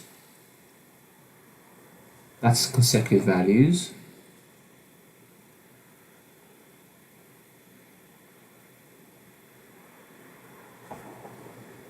If current note is the same as the next note, if current note is not equal to the next note, that means different values.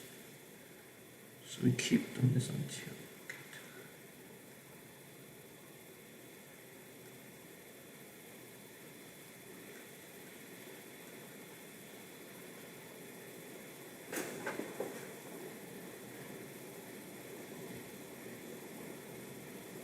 Oh, last scene. We should create a last scene number, a last scene value. Right, the last scene value will always be note list first number. So we have that last scene value. This is basic stuff. What am I doing? I should have done this in the first place. Oh my gosh. Okay, so temp sum that. Okay, so if note list, so if n is equal to last scene, okay, and note the current, okay, so if the current note is the same as the last scene note, and okay, I need to draw this out. So let's say we last scene number 2. If our current note where we start at, okay, so if this is the same as our last scene, so that's the same, yeah, and the current note is not the same as the second note, that means that is the end of the consecutive sequence. That's the end of the consecutive sequence, which means we do this sort of stuff. So that,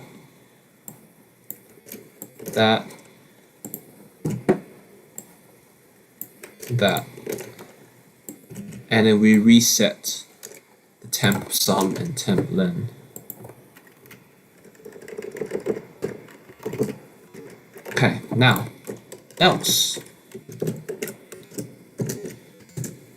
and then we update the last scene value. When do we update? Do we update the last scene value?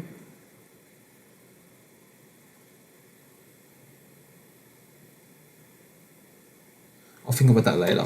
However, if the note list, if the current note is not what we've last saw, okay?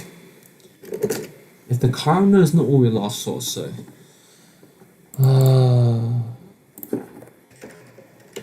actually we should if note list n is equal to what we last saw, and note list n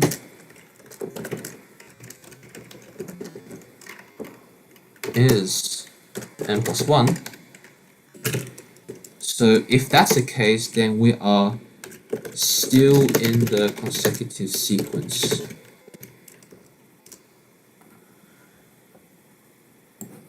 If that's the case, then we'll just keep adding. We'll just keep adding that. Yeah. Okay, so let's just do this. So case 1, we're still in the consecutive sequence. If not, that's that. Okay, so maybe this should be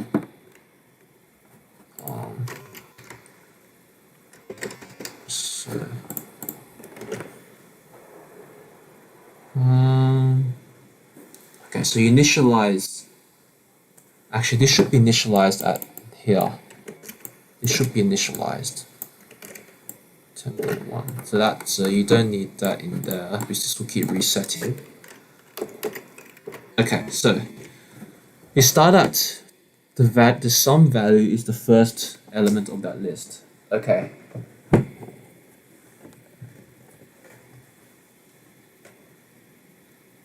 Okay, so last. Yeah, we need to update last seen every iteration. So we're going to do that after we sort out this average thing. So end of consecutive sequence. Maybe we should do that first. We should put this as case 1.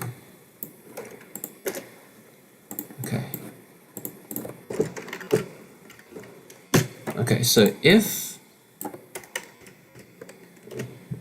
the current note is the same as the last seen note, which is our first note,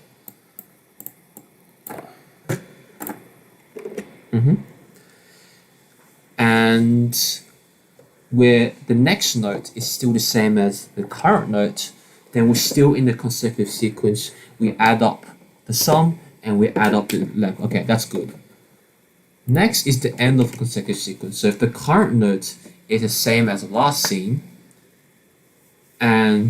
but the note that we saw next, that we're going to see next, is different from the current note, then that's the end of the sequence, which means we get the average of what we had so far, and then we get the duration of that, and we do that, and then we add that to add notes, and then we reset temp sum, reset temp len, and we're going to update last seen to note list n plus 1. Okay. And finally, here's where we have the one-off outlier numbers. Else if note list, else if the current note is not last seen,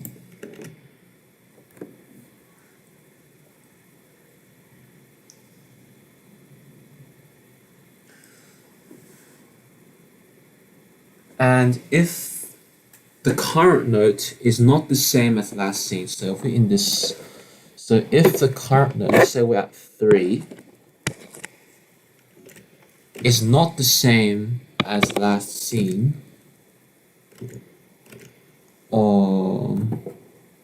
wait a minute, does that change though?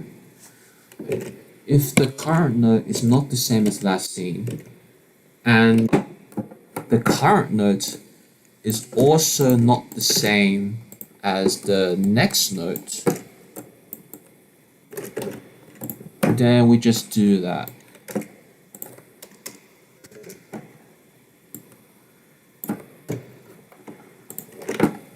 Okay, and then let's say we add a 5 here. We add this note. Oh no, we add this note. This note is not the same as that. but then the next node is the same. So finally, else if the current node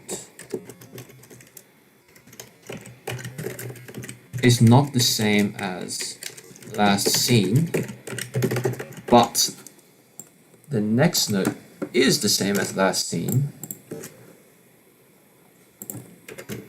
then what we have here is we have the end of random sequence.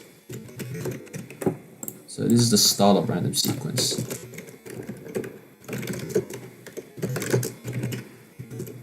Start of random sequence, do that. End of random sequence. So here we just do the same thing up here. Oh, we could just use a share the same function. Actually, this could just be the same. We could just collapse them together. Use a share the same thing. Or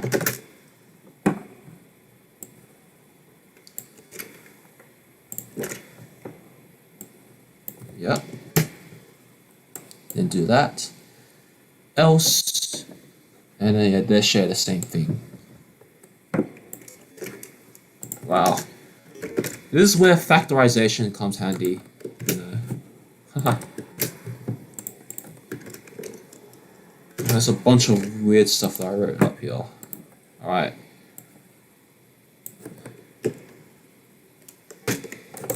Alright, that's much more compact. Okay, for that, else... okay, so we're still in consecutive or random sequence. Does not equal last seen and does not equal... no, yeah, that's right. Else, if we do see a last seen and it's not equal, or if we don't see a last seen but the next list is equal, that's a start. That's the end of consecutive or random sequence. That's where we then take the average, take the duration, add that to the list, and we update the last seen to the next value. Okay. Does that work? Does the last seen update to the current value or the previous value?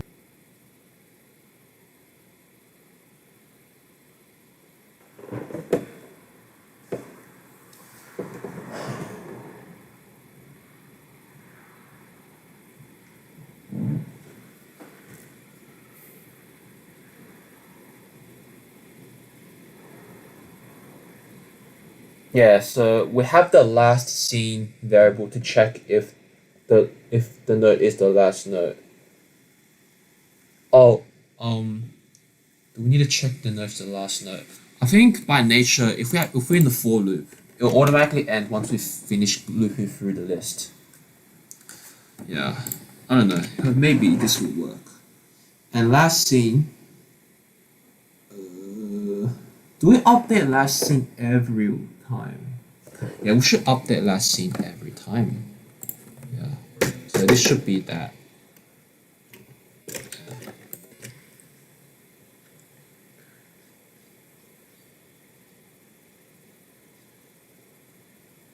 Yeah. That should hopefully work.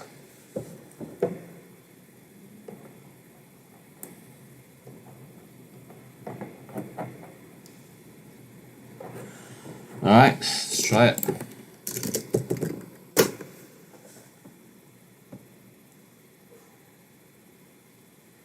Node is not defined.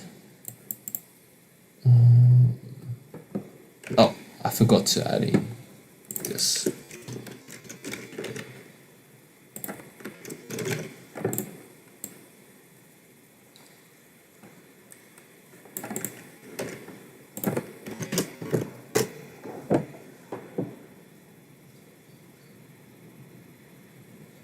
Division by 0, why is that? Oh, right, temp is 1. Sum will just be node list, whatever end value that we have. Was it current end value or the next end value? Ooh, that's a hard one. Is it current or next end value? No, we'll make it.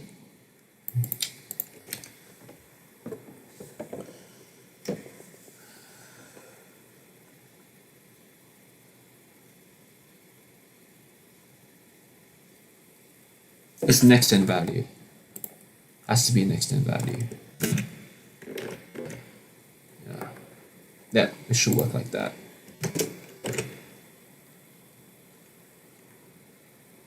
Oh no, shouldn't it be 0 then? If we're resetting the sum. Well, how do we get a 0? I don't know.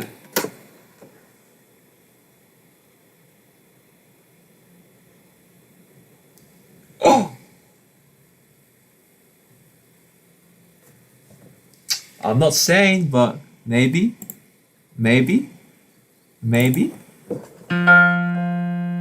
Oh no, it's still slow as.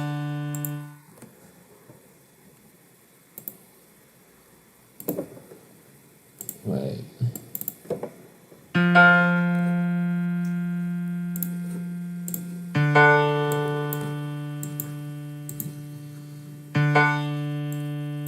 This is so slow.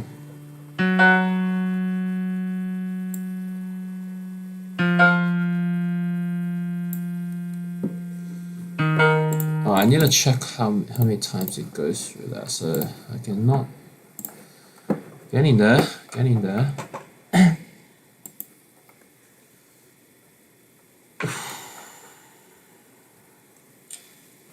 Alright, we can forget about the number of breaks. Let's see whenever we go into this part. Print. Not. Var is not. Oh, actually, let's just do like entering line 167. Okay, let's see how many times we go through this process. If it doesn't, then I know something's wrong. Oh. Invalid syntax 168. Oh, there we go. Bracket.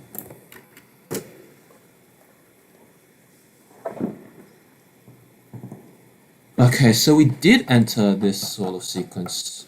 We did enter it. So is it the duration?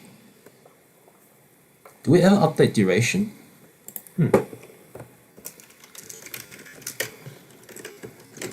Print line 181 duration. Maybe it's just that. It's probably it was way too long. And then yeah. Let's see how long each note was. Maybe we might make it shorter.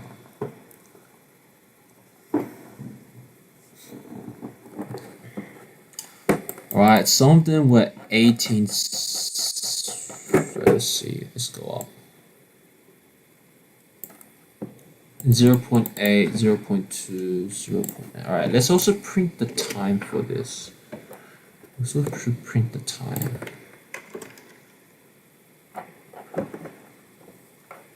Oh, we're supposed to increment time up here. Sorry, my bad. We never incremented time. So we should increment the time like that. So that should increment the whole value. Yeah. And because we're in a loop, that's why it never gets incremented. That's right. Wait, that doesn't make any difference, right? Oh.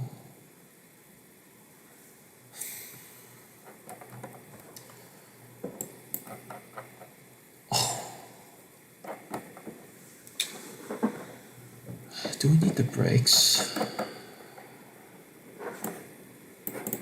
Let's see how many times we enter this.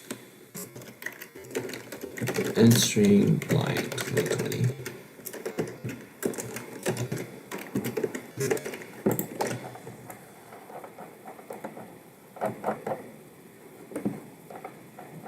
That should be better.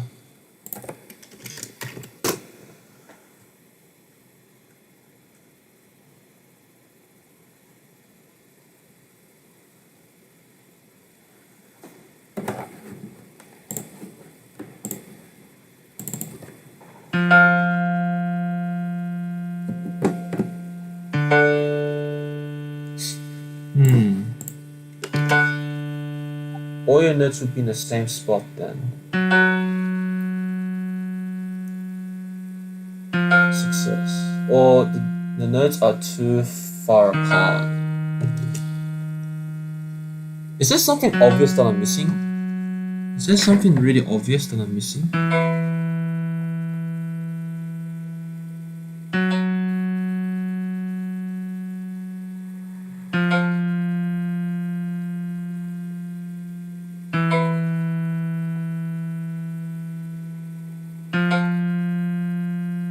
Actually, let's just make the default duration.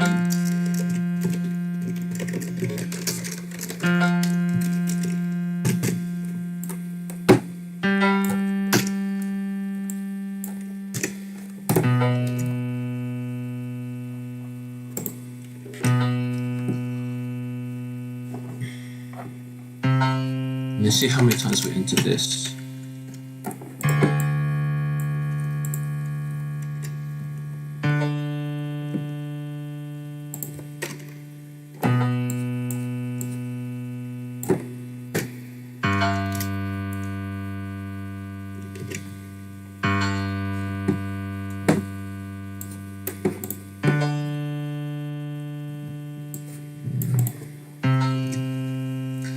I have to revisit this whole bit. So, okay, if number of breaks, oh, I think the breaks are no longer relevant if we're doing this.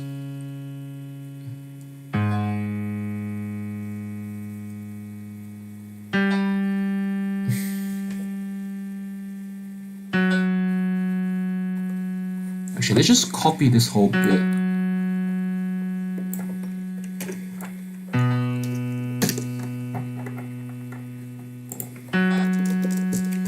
Let's make this simpler.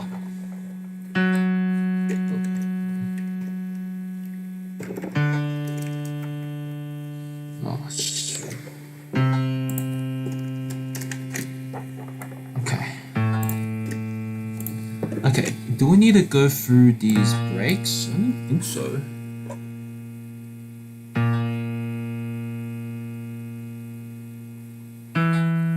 Let's try it. Let's just not go use these breaks type of.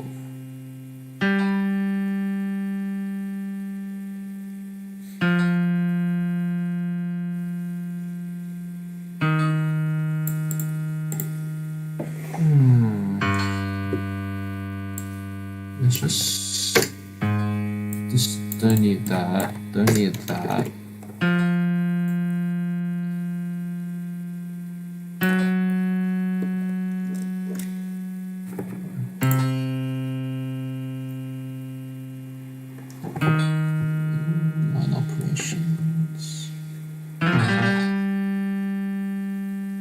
Don't decrease abundance. Okay. Let's make it simpler. Micro end would just be and MIDI. So we don't need the micro, just need the bar values. Okay. Just need the bar values. And all we need to do is just to loop that. Alright, so let's say we set duration to 0.25. Do we need this? Yeah, we do need this.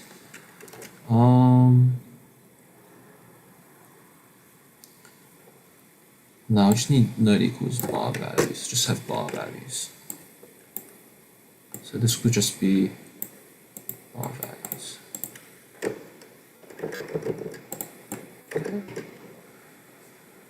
Okay, and then this stuff.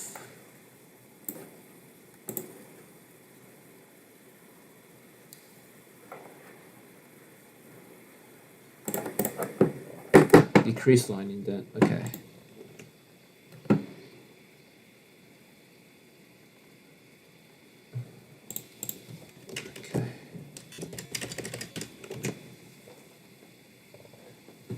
Let's just make this into note speed.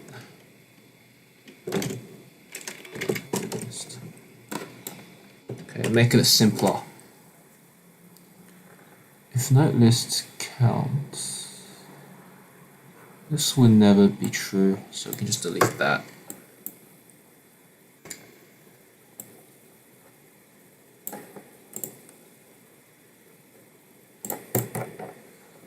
Okay. Alright. Temp sum equals that. Temp of length equals 1. Yep. Last scene equals 0. Yep. For n equals, it should be okay. So last scene. So just delete this. Less fluff. Okay. Okay. Last scene is that. And then micro end, micro start. We don't need this anymore, do we? No, we can delete that. Delete that. Time duration plus. Oh, wait, actually, we need the end MIDI.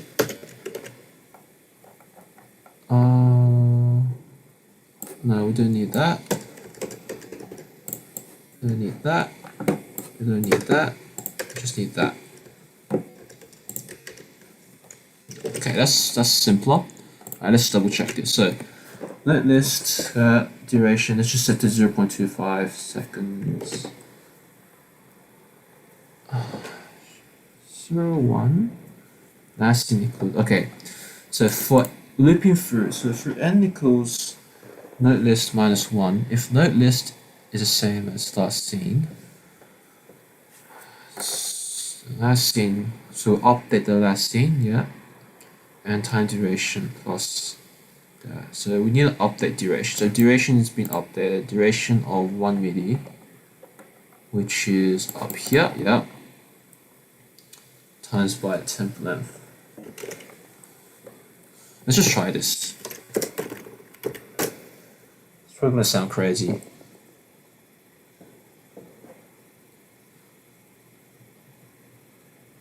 Wow, it's gonna take ages. Okay.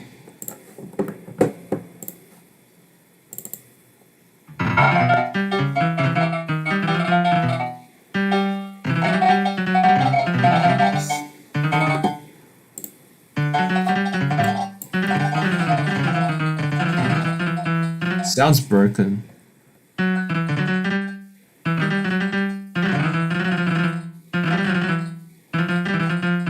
It's definitely better than the slow one.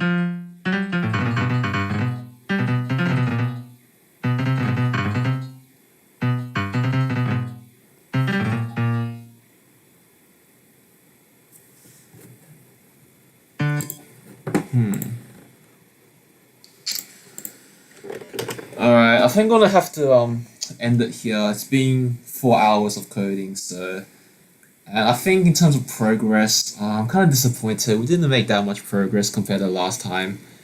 But again, I don't think this is a pretty interesting project. I don't think anyone has ever attempted this before. So if it's hard, then I'm not surprised if it's supposed to be hard. So yeah.